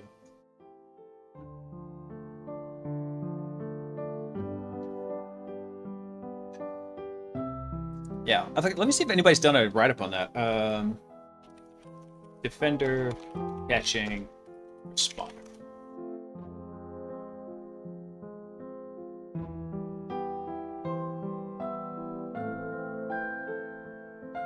Actually, hey, so this guy, this from White Oak Security, is from just December. Identifying and bypassing responder detections. Again, like I said, every time I think of something cool, somebody has thought of it before me, because I actually meant to do a blog post on this. Broadcast protocols and lack of SMB signing are still default settings on Microsoft Windows hosts. Let's see. Some EDRs and response protection packages and network administrators have caught on and are now using Honeypot, LLMNR, and NBNT-NS. These are just other broadcast technologies to identify and alert on broadcast poisoning attacks. The purpose of this blog is to detail common tools used to set up Honeypot broadcast requests and detail how to identify these as bait requests.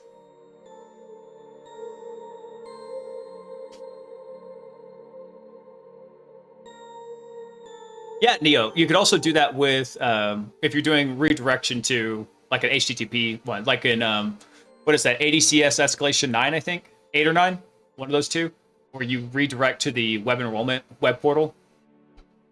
Yeah, that's a fun one too. That was actually how I got. That was one of the ways I got domain admin on a big national retailer. I guarantee you, everybody in chat has been into one of their stores.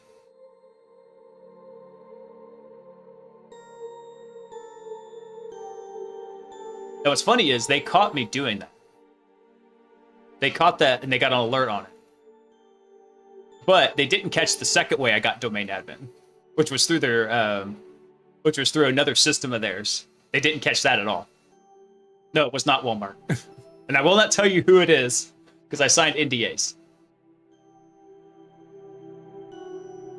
And also, they're a really cool client. I wouldn't want to burn them anyway. They're really nice to work with. So, their main security guy there is just hella cool. And if I ask for something like, hey, I want to try this, he's like, knock yourself out, man. I'm like, yes. Definitely not Walmart. Let's see. So several technologies can be used to detect broadcast protocol poisoning. The basic premise is to issue fake requests that should not receive any legitimate answers as the request resources do not exist. That's what I'm saying. So if you do some reconnaissance in the network and you look for, hey, what are these servers asking for? And can I respond to just those things? Then you could still bypass these detections. I have no idea what Believe just typed, unless maybe that was his password and then Twitch auto encapsulated it or auto encoded it to asterisks. Hello, Panda. Hunter 2, yes. But that's too long to be Hunter 2. I think it's Hunter 2, Hunter 2, exclamation point, exclamation point, exclamation point, exclamation point, exclamation point, exclamation, exclamation point. I think that's it.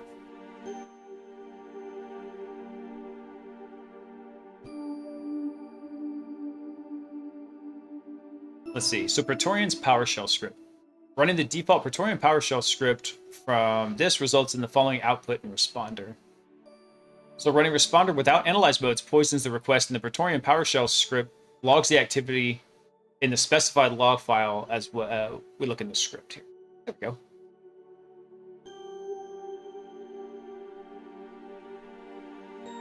And so one of these things that might look kind of suspicious is, hey, see how these are all coming from the same host, right? There's not multiple hosts looking for this. Censored.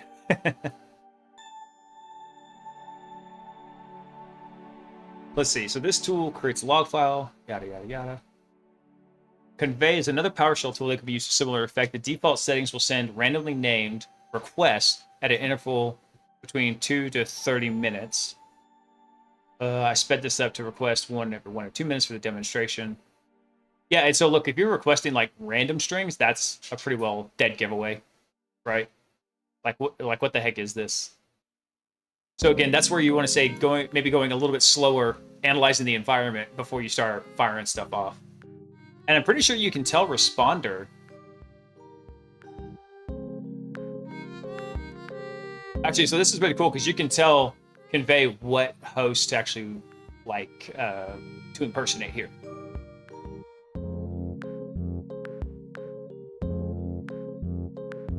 So Vindicate, other open source broadcast poisoning tool written in C#.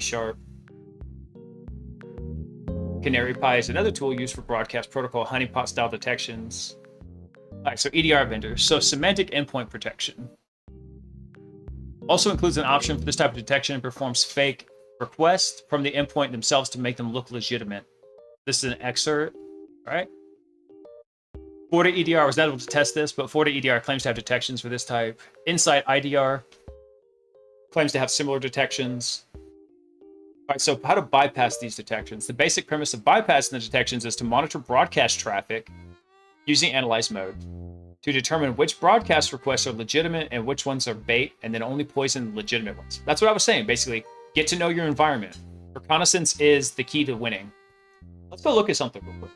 Let's go hop over into the home lab. I know this is less than ideal. I'm going to find a better way to get into this machine so I can blow it up. Let's go try something here.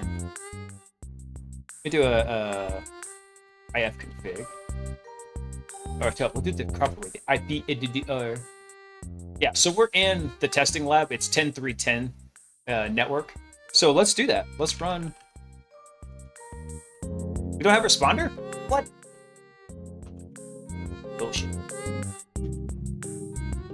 Probably need to do an apt update. Apt update and apt upgrade network. We'll let that overrun for a second.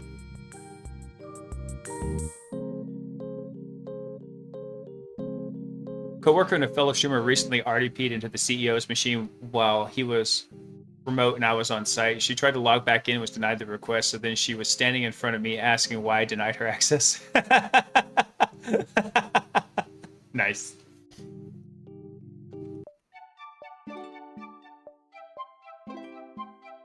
Please choose a character language support console for it. Yeah, I guess that one.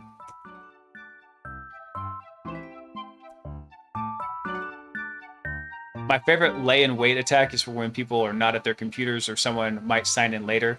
Is dropping an SMP shortcut file on the desktop explorer, and the desktop load automatically attempts to sign in with no clip. Yeah, that's a fun one, Euler. It's like you basically you drop that onto their desktop, and you can set the icon to be something in a UNC path, and then bam.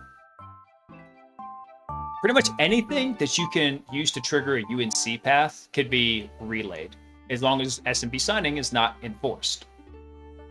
That's the kicker there.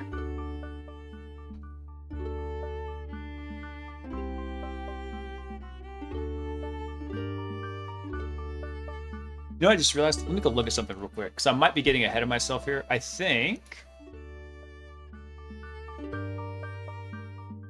So after we got to this point, setting everything up, the documentation here is really good on Ludus, by the way. The server I'm running has dual Xeons and 128 gigs of RAM in it. So depending on what you've got going on, you might have to kind of adjust this. Let's see, deployed Goad. Goad successfully deployed. Snapshot the VMs. Okay, let me go run this real quick. Because before I start messing with them... Actually, I'm glad I did this here. So once this is done, I'm going to reboot this machine. And then I'm going to snapshot it.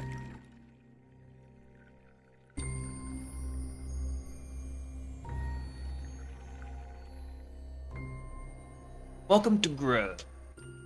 Grub loader. That was what was giving me so much trouble with getting Debian 12 installed.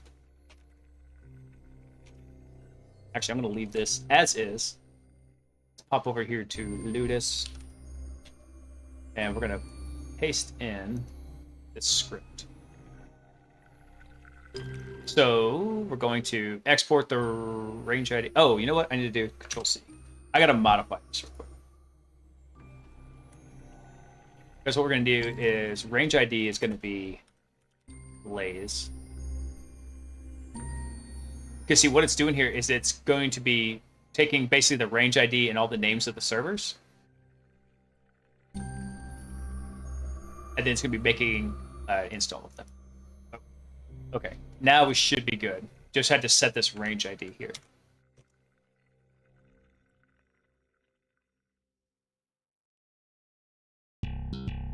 QM command not found? What?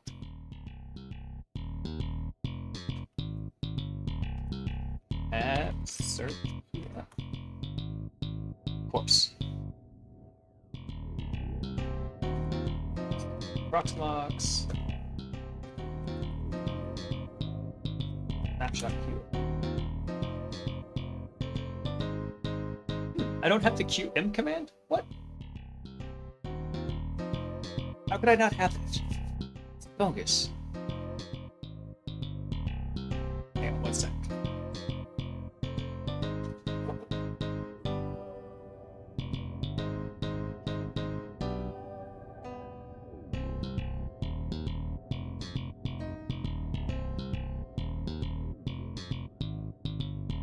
I mean, I could just go make snapshots manually, but I want to know why the QM command is not showing up. I have to get install Kali Linux all? God, no. Takes forever. So I wonder why I don't see...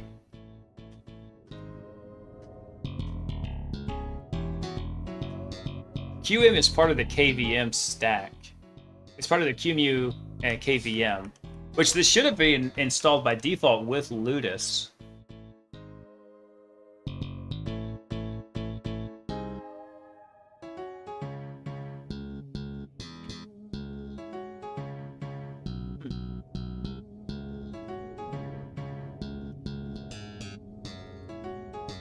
That's user bin KVM, but we don't have...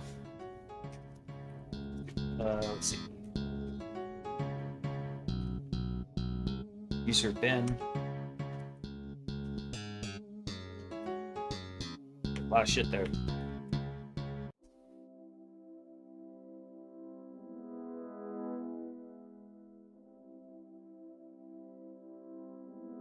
There should just be QN as the command.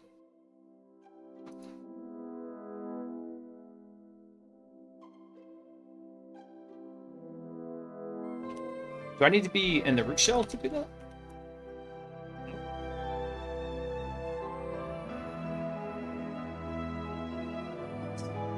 Box missing Q.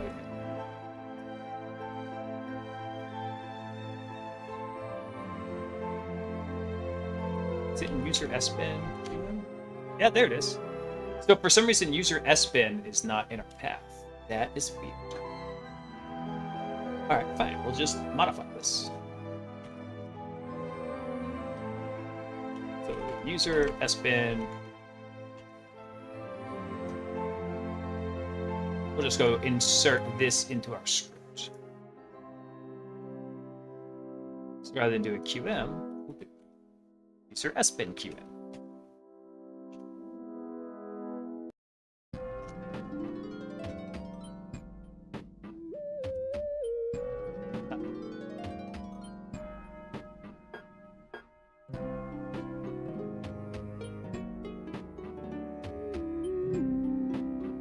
What do you mean QM command not found? Is there another place for QM? Oh, yeah, it is. Okay, you know what we'll do? That's fine. Alias QM equals. Damn it. Kill me, Smalls.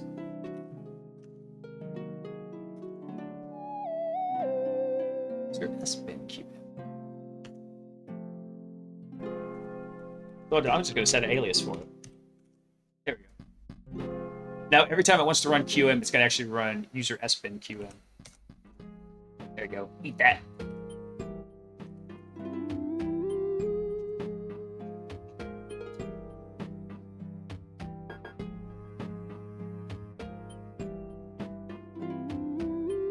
Unable to load access control list. What? Kill me.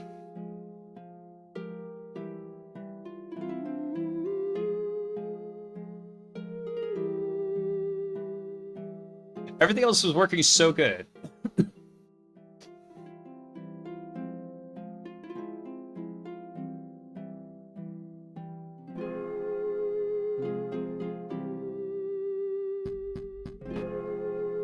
Let's try breaking this script down here real quick.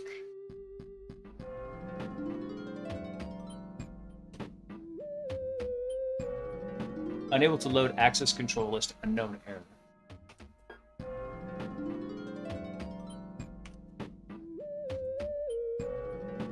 So I wonder if I need to be running this from root.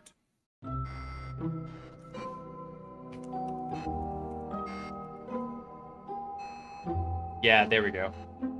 That's what the issue is. So we needed elevated permissions to be able to run this.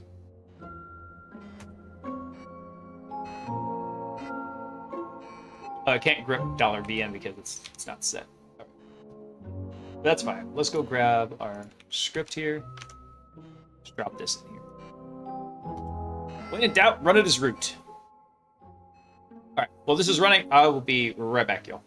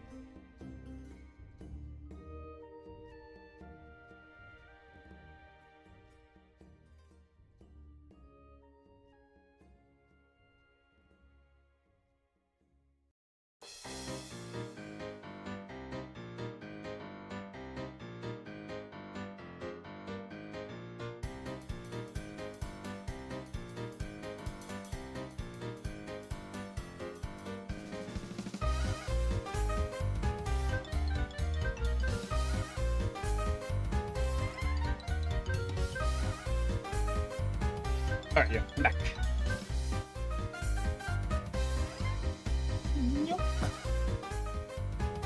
That transition's so stupid. It makes me so happy.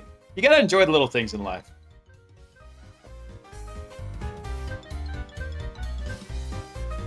Alright, cool. So everything is now snapshotted. Back over into mirror. What is on? What's it doing?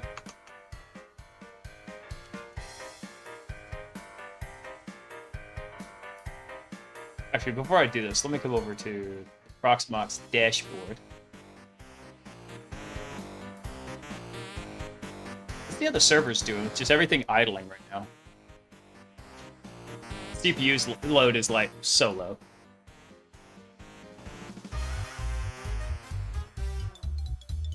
Jolt Cola is available on Amazon? Damn. The drink of the elite hacker. Hold on.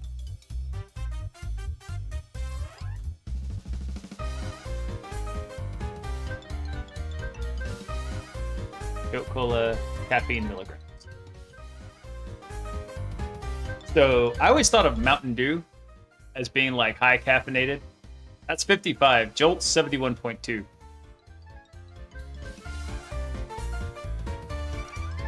Balls. I vaguely remember balls.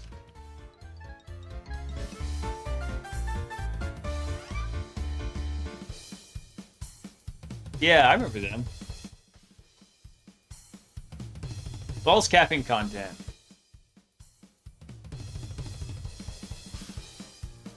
Peter Schwinger. You just missed Amanda Hug and Kiss. Thanks for coming online, man. Welcome. So, okay, so that had 100 milligrams of caffeine and 16 ounces. Hold on. Let's look at something real quick. Caffeine in coffee for, I don't know, 10 ounces. Yeah, so I mean, that's like a cup of coffee. I'd rather just stick to coffee. I like some hotly brewed bean soup. Next time, then.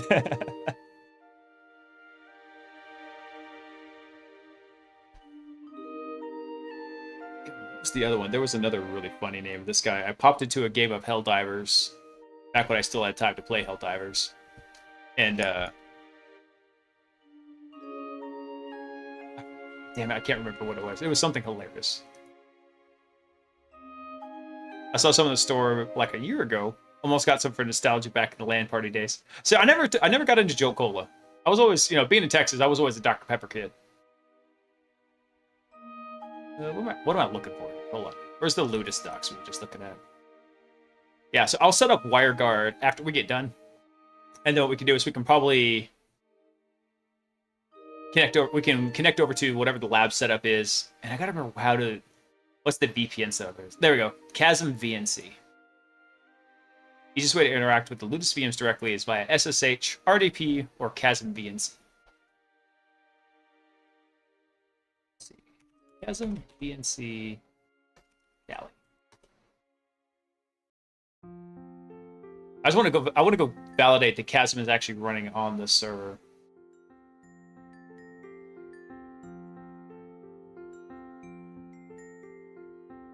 Let's see, Linux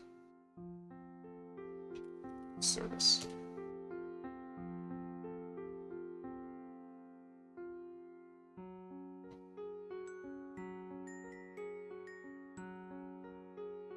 This is Chasm Workspaces. That's not what I wanted. The pre-workout I use is 350 milligrams. Good lord, son. I'd be dead. I'm a pretty fast caffeine metabolizer. I believe the Jocko drinks, which I'm not sponsored by yet, I think they're about, I want to say they're like 70 milligrams. Does it say it on here? Distributed by Jocko Fuel LLC.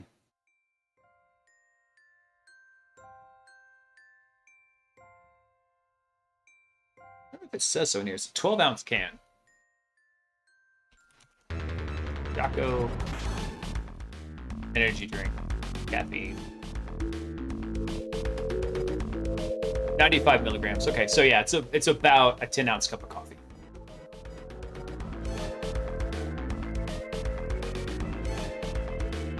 Let's do it. Let's hop into here. Let's just go poke around the VM. Maybe we can find it. Log it. Taco sponsor blaze. I know, right? I think it was Agent 57, and I hadn't seen him in chat for a minute, but I think he was the one saying I've got to complete a Murph to get the sponsorships. I'm like, oh god.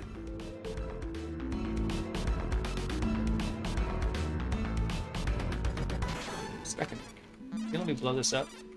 There we go.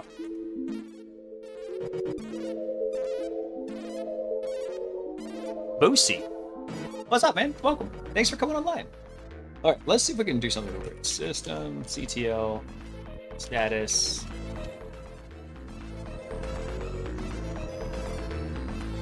Okay, so cool. It does have the Chasm VNC service running. Nice. Okay.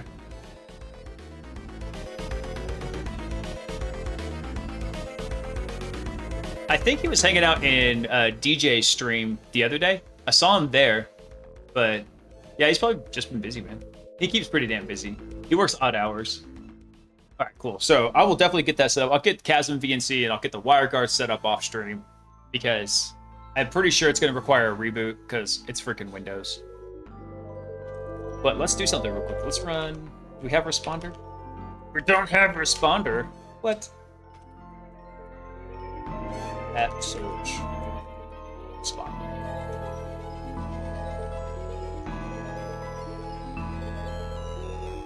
Yeah, so we got Responder. Okay. Let's see. Sudo app install root. Responder. Type Y.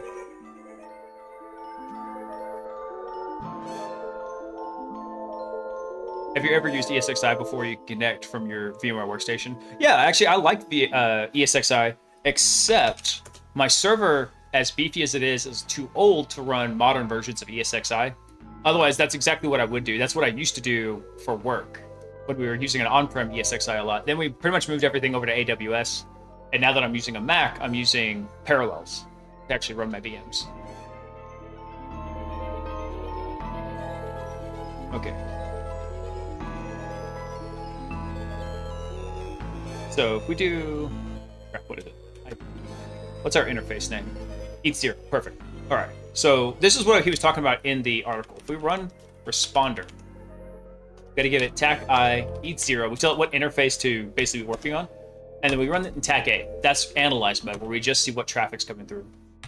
There we go.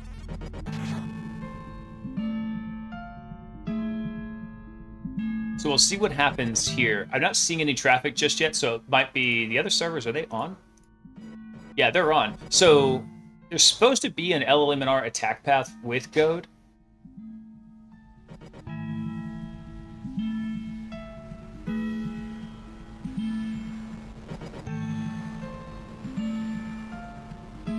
No, this is a Dell Precision T7600. I don't know if they have an older one for that. Well, let's go look real quick. I really like Ludus and the way it's set up. ESXi Dell. Would you stop? T7600 ESXi. Yeah, so this guy was running ESXi 7, which I think was newer than the version I was trying to run. Might have to work tomorrow. Oh, dude, the hurricane is way far from me, dude. I think it's going to hit you, actually, before it hits me. So, good luck to you, sir.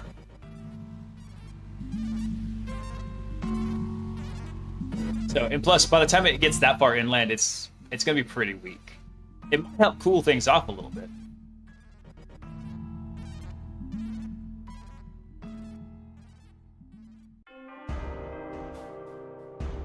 See what this guy was saying here about his home lab. Long time I had a Dell Precision with dual Xeons. It's a great machine, can handle running many virtual machines, quite heavy load. The advantage of the physical machine, unlike virtual one, you should really touch it, connect cables, yada yada. Storage, networking. When was this written? So this is from 2022, so maybe I could have gone with ESXi and I just didn't realize it. Oh, you know what? I remember now.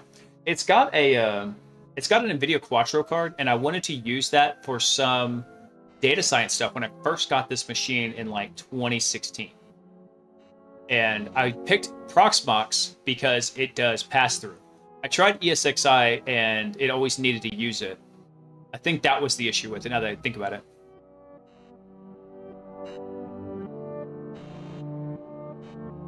So maybe I could have used ESXi, and I just blocked that out of my memory. Because I actually do like ESXi. It's not a bad hypervisor. Ludus, however, was specifically designed for prototyping and creating cybersecurity ranges. And so we're going to try and push that a little bit, because what I'd like to do is make a malware development machine in there too. That's going to have Visual Studio, a couple of custom plugins installed to it, a Zig compiler. I think what we're going to do also, as part of the Home Lab stuff, is we're going to test out the stuff from the MalDev Academy. How do I close this? The stuff from the Malware Developer Academy. I think we're going to test out seeing, hey, could we do the equivalent stuff in the modules in Zig? So they asked me not to use the code examples from the modules. I said, that's fine. I still want to go talk to him and say, hey, man, this is what I want to do. I think they'll be cool with it. Mr. Dox is who I spoke to. He's a super chill guy, really nice. Shows the right thing instead of ESXi. Yeah, exactly. If it's already working, don't, for the love of God, touch it.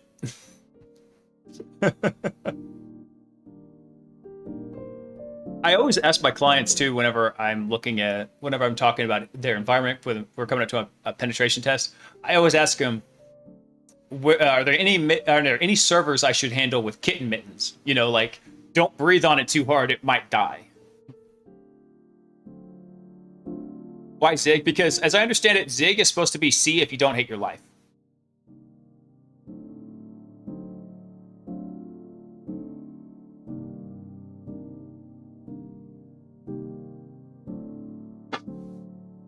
Am I wrong?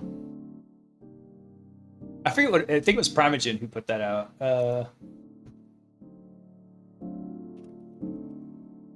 Primogen, Zig.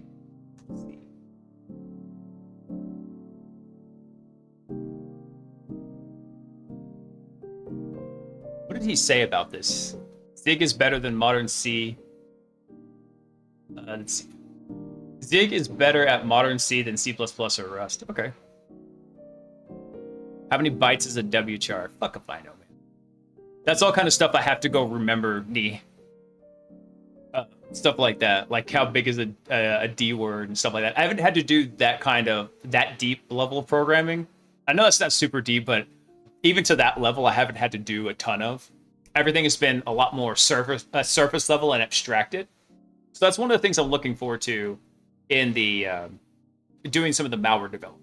Because I really do want to do this, because once you get into more of the advanced red teaming, pretty much what you're generating, like what we saw in the RTO, where we were generating payloads in Cobalt Strike, that's kiddie pool stuff.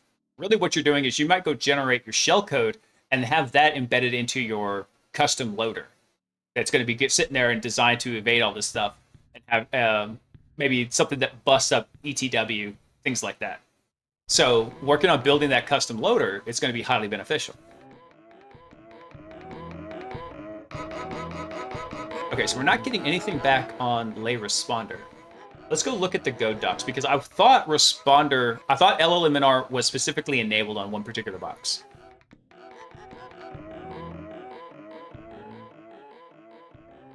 Yeah, isn't that usually like 2 bytes for a wchar? I didn't want to misspeak and like say something stupid, which I probably just did already. Let's see, where is...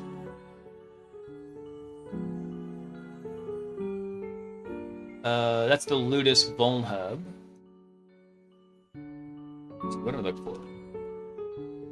Go to GitHub. Because they have a list of the attack paths in here. And I was pretty sure that there was...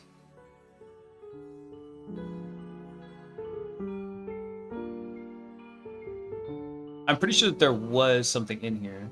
There's a Gold Light version if you wanted to run it.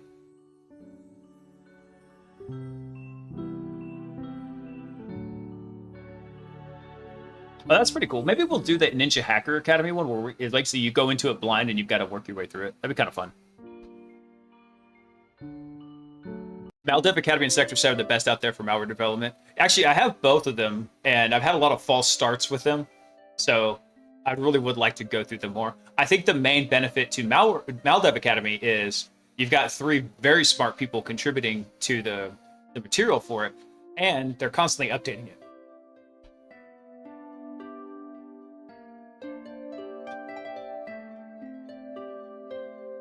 Are you talking about what kind of shellcode encoder in EHAC?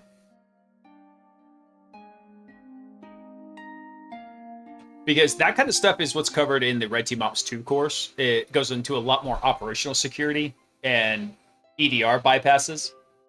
It's only very briefly touched on in RTO 1.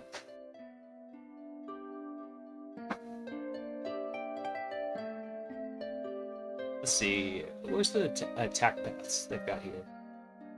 I thought for sure they had LLM&R in here.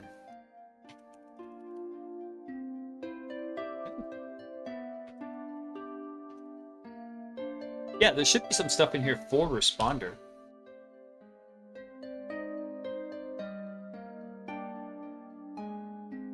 That's the only mention of it? Weird.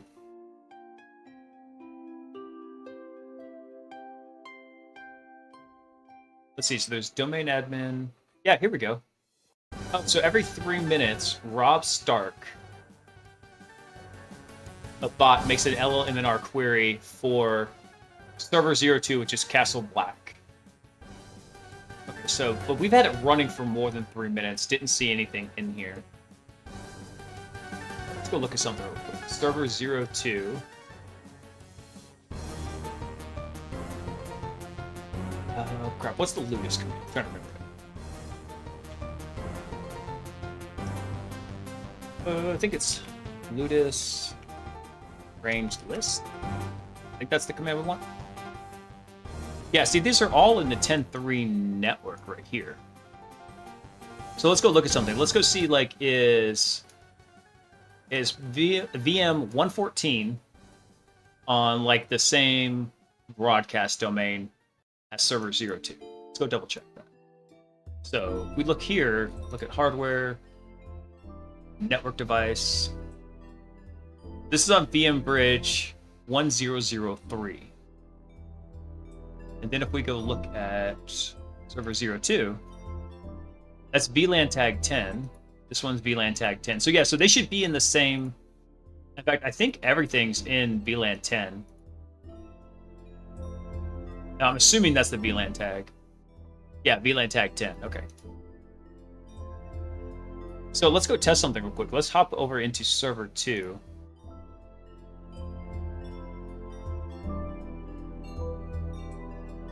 And so what was our IP address here? Let me Control C out of this. I don't think I have tmux installed, do I? Oh, I do. Nice. Okay, so I don't have it in here. Okay, sudo responder. We're going to ETH0, run it in analyze mode. And then if I do IP-ADDR. All right, so this is like going to be a kind of a contrived example. So 10.3.10.99.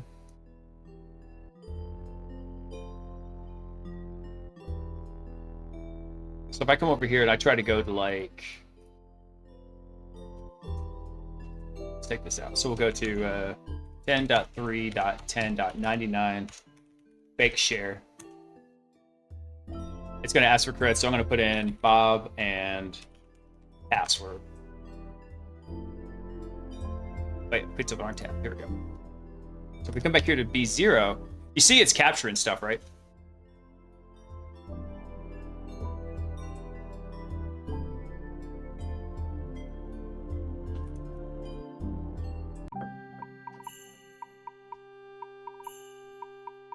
But we're still not seeing any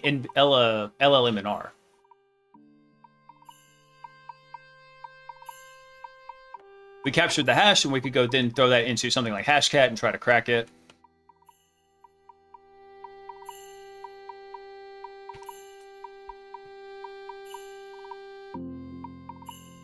I wonder where the bot is that does the LLMNR. If we go look in, we go look at the Goad resources. I think it's scripts, responder. Okay, so where does this responder task actually live?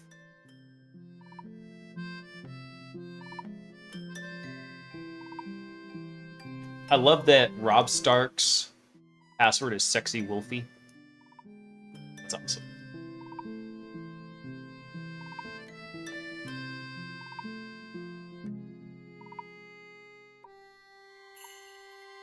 Oh, so this actually creates a schedule task on here. So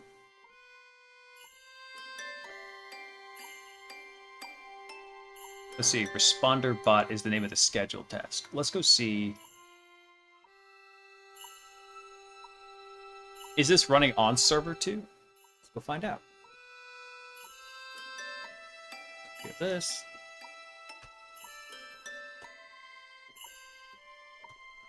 Schedule tasks.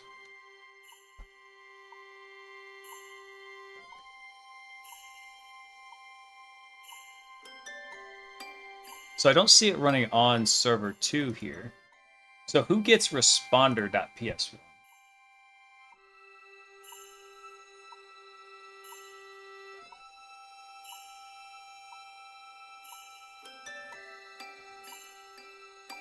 Let's see. I know it's going to be referenced in an Ansible script somewhere. Really?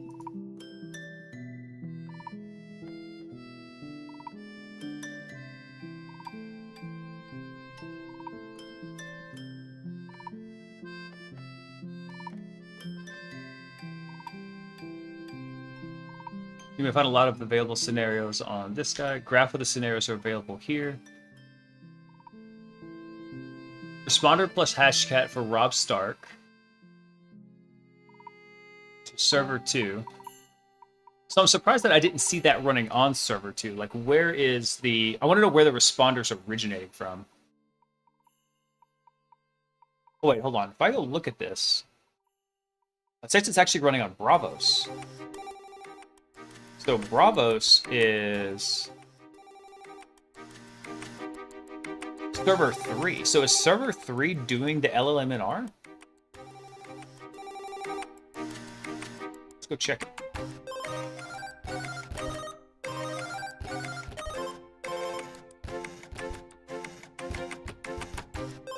So it was set up as a schedule task. Let's go look. Schedule tasks.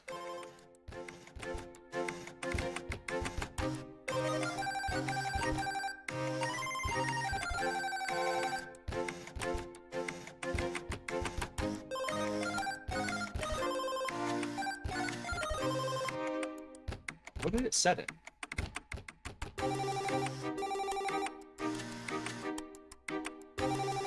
Task name is responder bot. PowerShell new PS drive public provider file system root Bravos private. Repeat time span 2 minutes.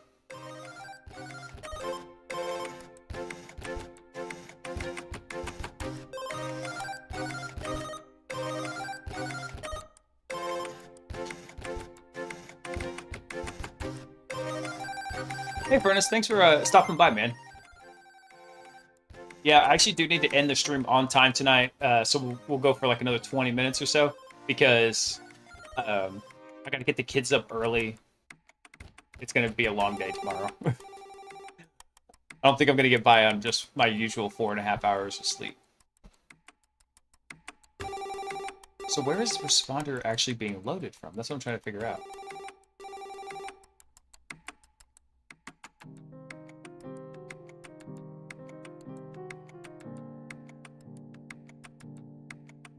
Let's see.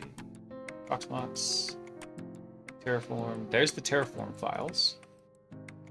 Inventory. You know about this.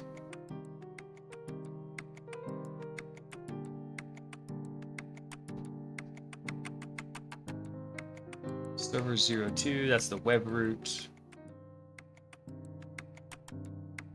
Files in server 02. Oh, that's where I just was. Big. Big.json, let's see. Here we go, so...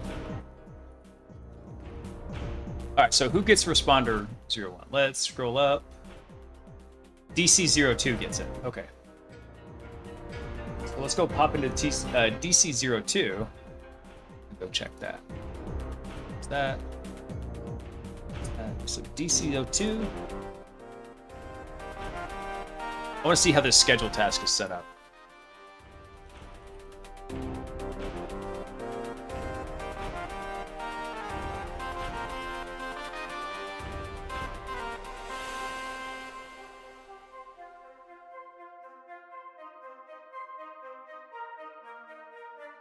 So I would assume it would be set up right here if it was set up anywhere.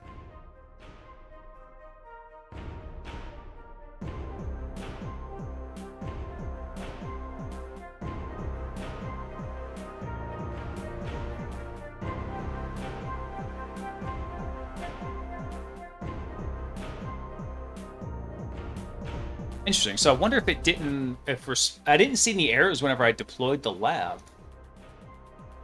Bullshit, I can't hear you. Sound off like you got a pair. Locked. Hey, man. How you been? Hadn't seen you in a little while. Hope you're doing good. Okay, so there were a couple things that got skipped. There were some changes made.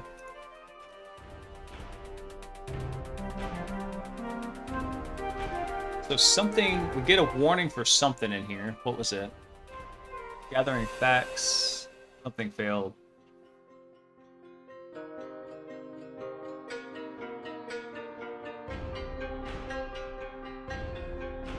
Let's see if I can go to line 0.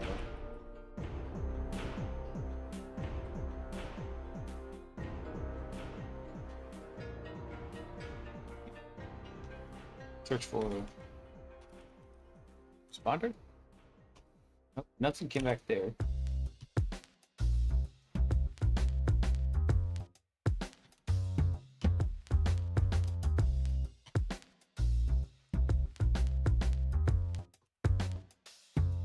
What the hell is going on here? Oh, it's Control S, that's why.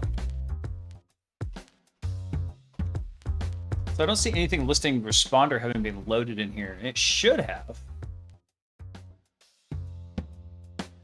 Interesting. Yeah, because if we pop back over to our Kali box,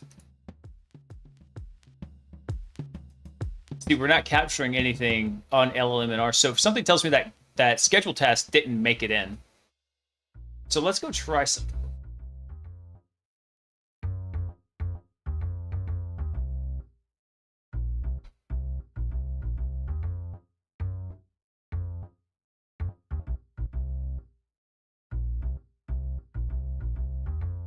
What the hell?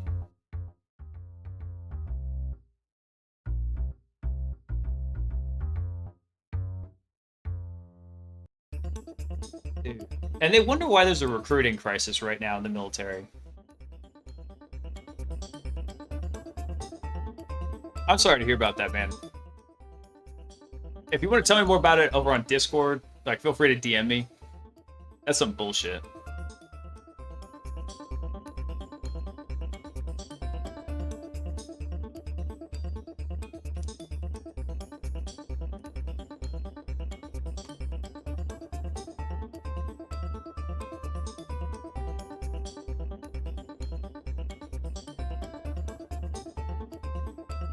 I can remove desktop images. Let me see something.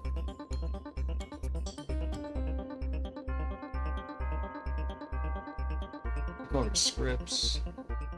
I'll look at this responder PS1 again. What sucks is I don't think I can just straight up copy this.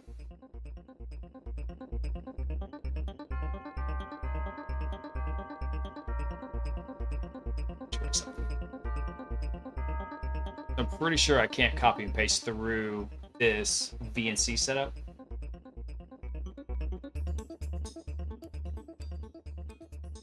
Extra keys, full screen, settings.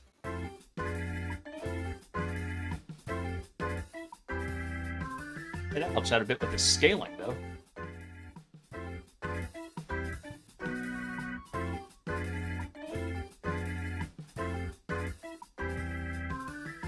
Yeah, I didn't think it was going to let me copy and paste through there. Let's see.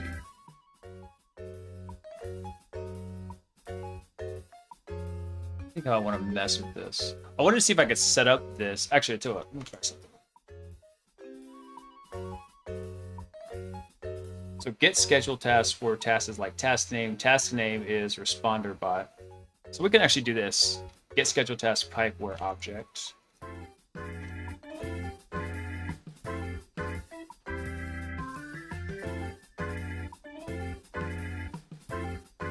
We're gonna do $_dot task name.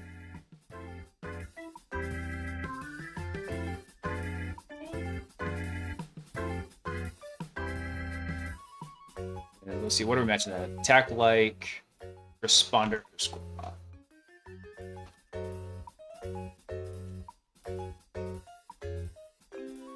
Let's try this real quick. Okay, close it. Yeah, so this is where I'm pretty sure DC02 is where this should be living. It's not showing.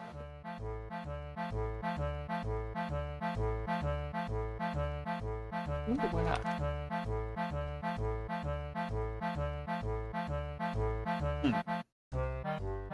Well, that's unfortunate. Let's see what else we can find out from our Kali box, and we'll just kind of tinker around a little bit tonight. So let's kill responder. Oh, let me adjust this. Scaling. Oh, makes it a tiny bit more readable here. So let's do a quick in-map scan. Actually, let's just do a. What I want to do is actually cat Etsy.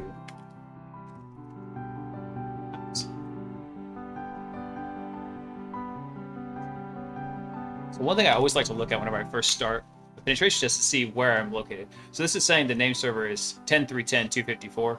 Now I know that's not the name server for this environment. That's the router that exists in here. That's this machine. This one right here, the Debian router.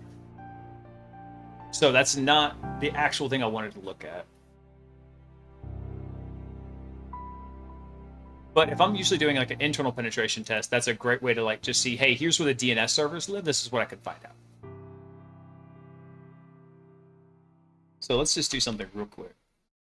We'll approach this as like being completely blunt. So we're going to do attack nmap with attack pn. We're just going to look for port 445. We're just going to see who's running SMB. We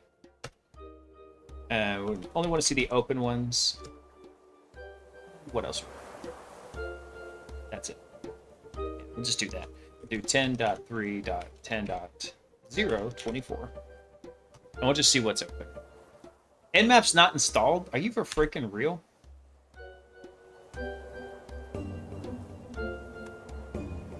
What the hell kind of Kali install doesn't have Nmap?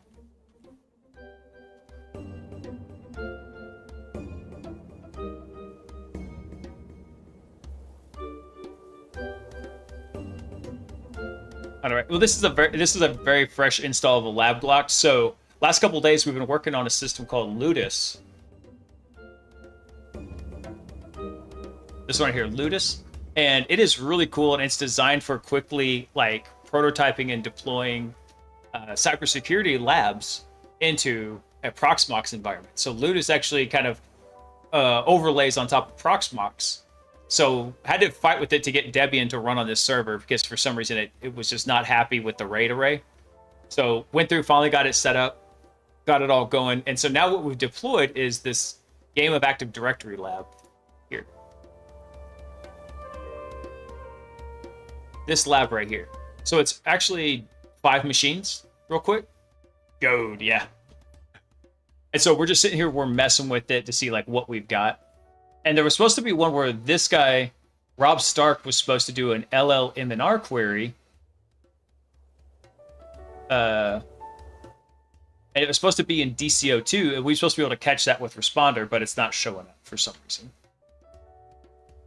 So we're just going to try, we're going to do a quick Nmap scan. We're going to see what do we have that's open here.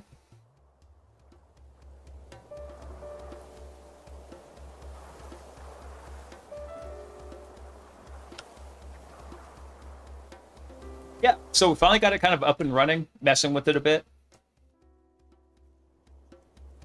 Okay, so we got 10-3, 10-10, 10-3, 10-11, and 10-3, 10-22. And 10-3, 10-23. Okay, cool. Apt search net exec. Cool, let's install that.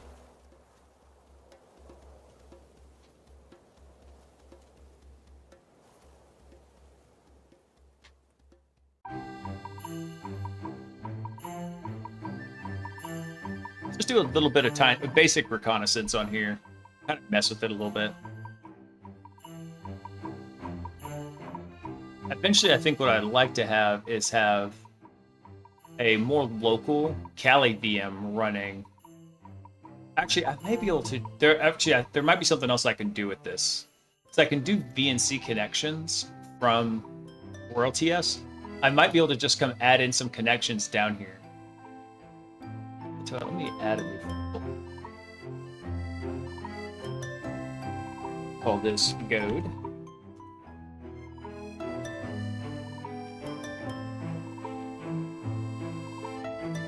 Have I read Sapiens by Weigel? Oh, I don't know what that is.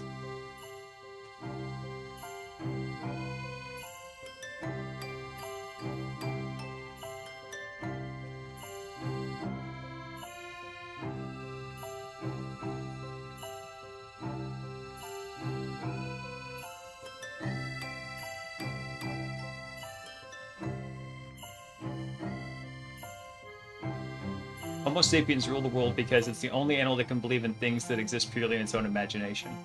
Actually, I had an argument when I was doing my math degree that the only way to know if mathematics was truly universal would be to meet a disconnected alien civilization and examine their mathematics and see if they came to some of the same conclusions.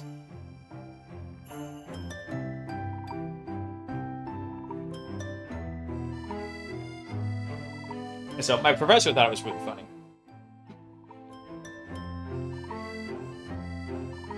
We have aliens here already?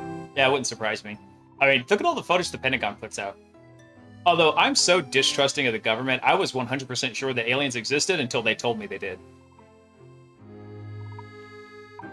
There's a guy that proved 1 × 1 is 2.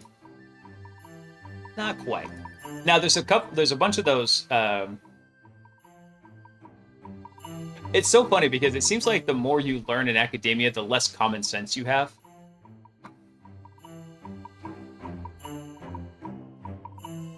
Oh.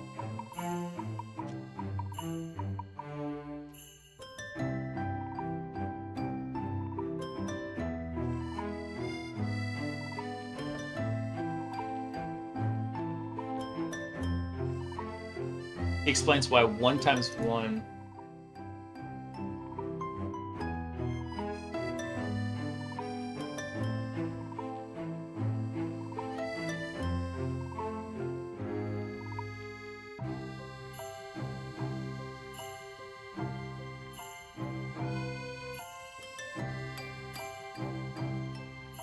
Yeah, I think this guy's probably smoking crack.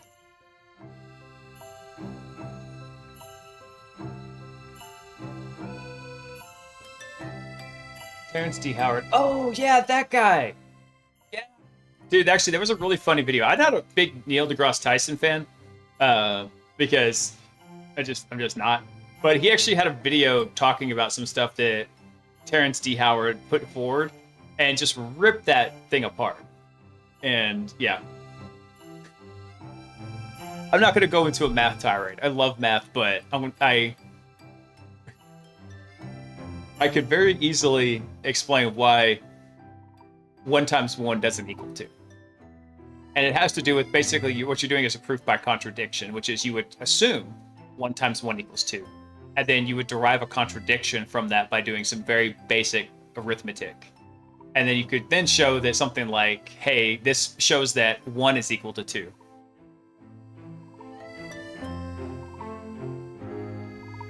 One set of one item is 2 items, smort.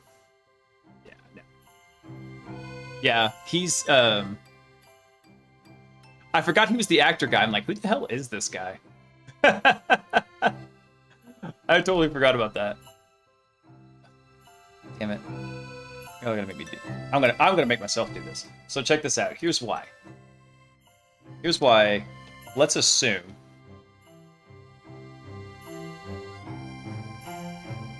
Let's assume that 1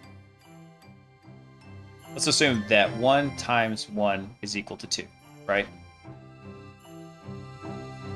Okay, then if we just take this at its face value, right? And we do this. Let's say that I've got, I don't know, we'll say 7 times 7 is equal to, I'm trying to think how we would do this. Yeah, let's do this. So 7 times 7 would be equal to 7.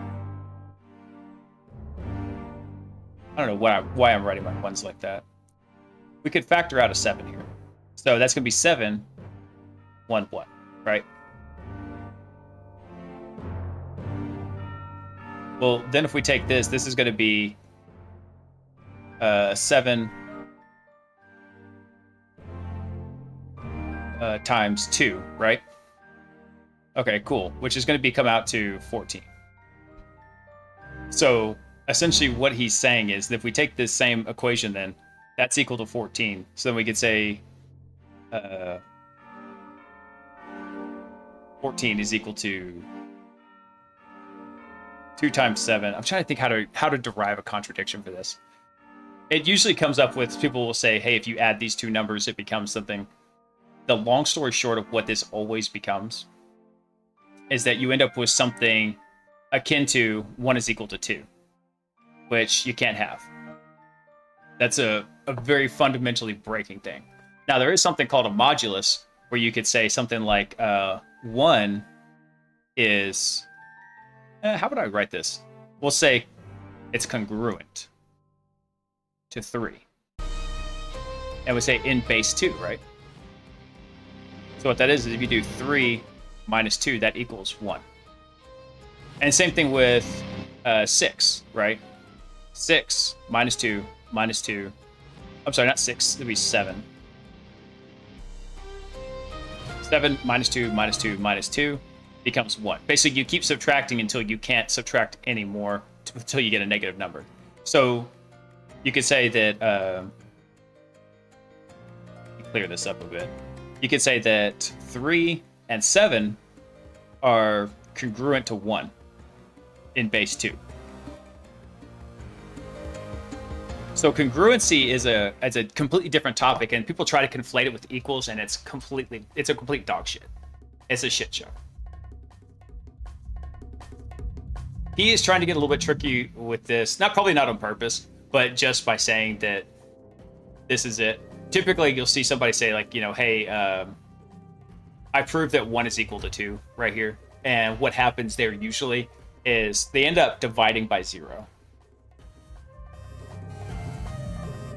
And anytime you divide by 0, shit gets crazy. So there's a ton of examples of dividing by 0 errors. And anytime I came across something like this, when I was doing math, I knew I fucked up and I had to divide by 0 in there somewhere. 1 set of 1 is equal to 1. Yeah, exactly.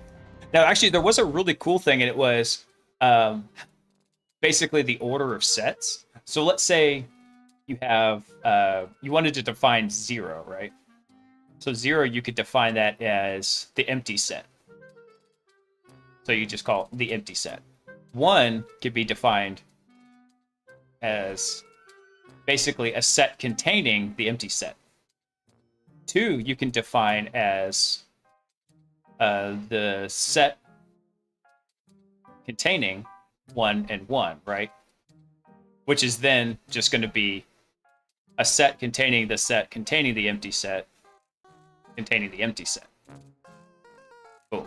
And so from this, from very basic principles, you could actually derive the number system. And I'm not doing this explanation justice. It's been 10 years since I did like rigorous mathematics, but this kind of abstract thinking was really fun for me. I had such a good time in modern algebra. I died divided by zero once, ended up at the hospital for 2 weeks. Oh god. Dude, I'll tell you something else that's funny. And we'll probably end it on this tonight, doing a little math nerdiness. But did y'all know there's different there's actually different sized infinities. Infinities are not all equal.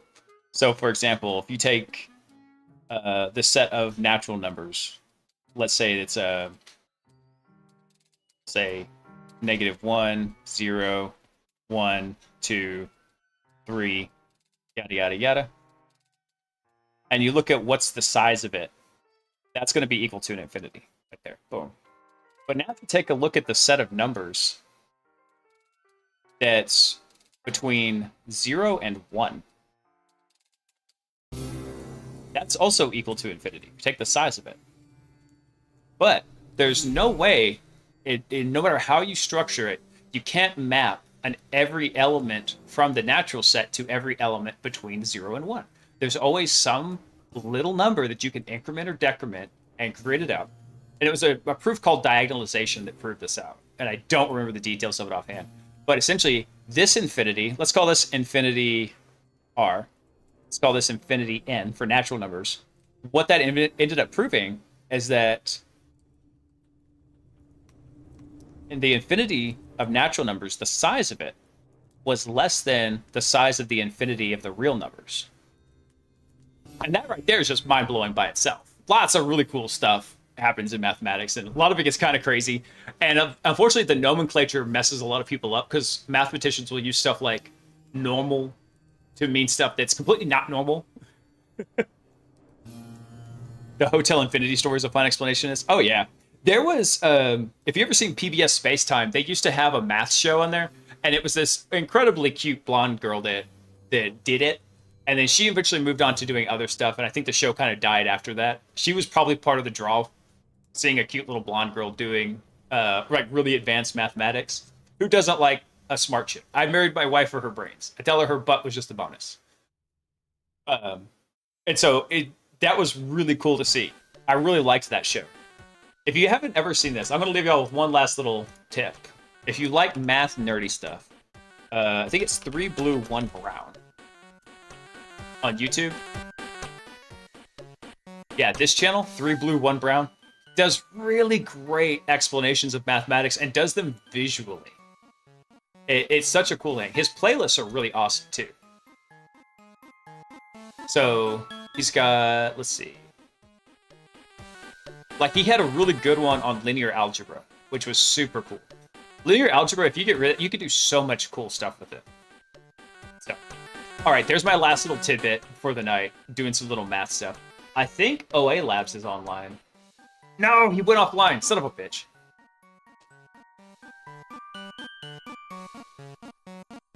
Curvy algebra is way cooler. Differential equations is also a really fun topic, especially if you had taken linear algebra first and then you did differential equations. It made it so much easier. I think nobody's on InfoSec streams except us, unfortunately. Which sucks. I thought OA Labs was going to be on. Damn it. I had to go all the way up through. I did probably the most advanced classes I did were real analysis, complex analysis, which is basically real analysis in complex space. Gets kind of fun with you throw the I's in there, and then modern or abstract algebra, depending on the nomenclature. And I would say actually abstract algebra was my favorite. That was really fun. So I always the best description I heard of mathematics was you are in a room and the lights are off. And you kind of fumble around there, you bump your knee a few times. Eventually, you learn how to navigate that room in the dark. You've just bumped into so many things. And then you find the light switch, and you can see the layout of the room, and everything makes sense. And that's one topic of mathematics. Then you go down the hall to the next room, and it's the same scenario over again. Just completes like that. Abstract algebra was kind of like the frame of that mansion. the framing of the mansion itself, the stuff that's going on between the rooms. And so I really enjoyed that. I don't know why it was so fun. All right, who are we gonna raid out to? If anybody has suggestions, let's do that because I gotta be up early in the morning.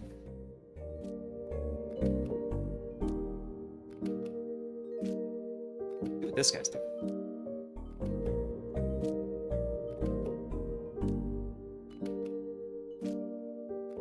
He's doing fun stuff, but he's doing it in German.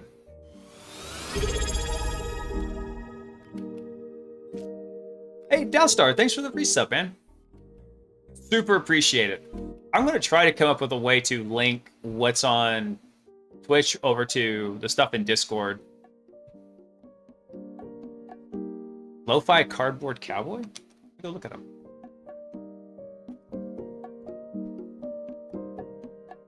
Oh, do another music raid out?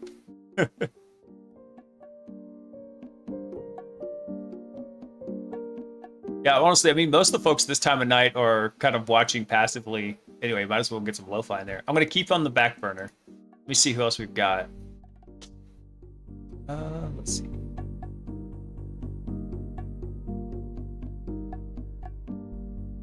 Hey, Grim's online, and what's Soy Milk doing? Soy Milk's on. Let's see.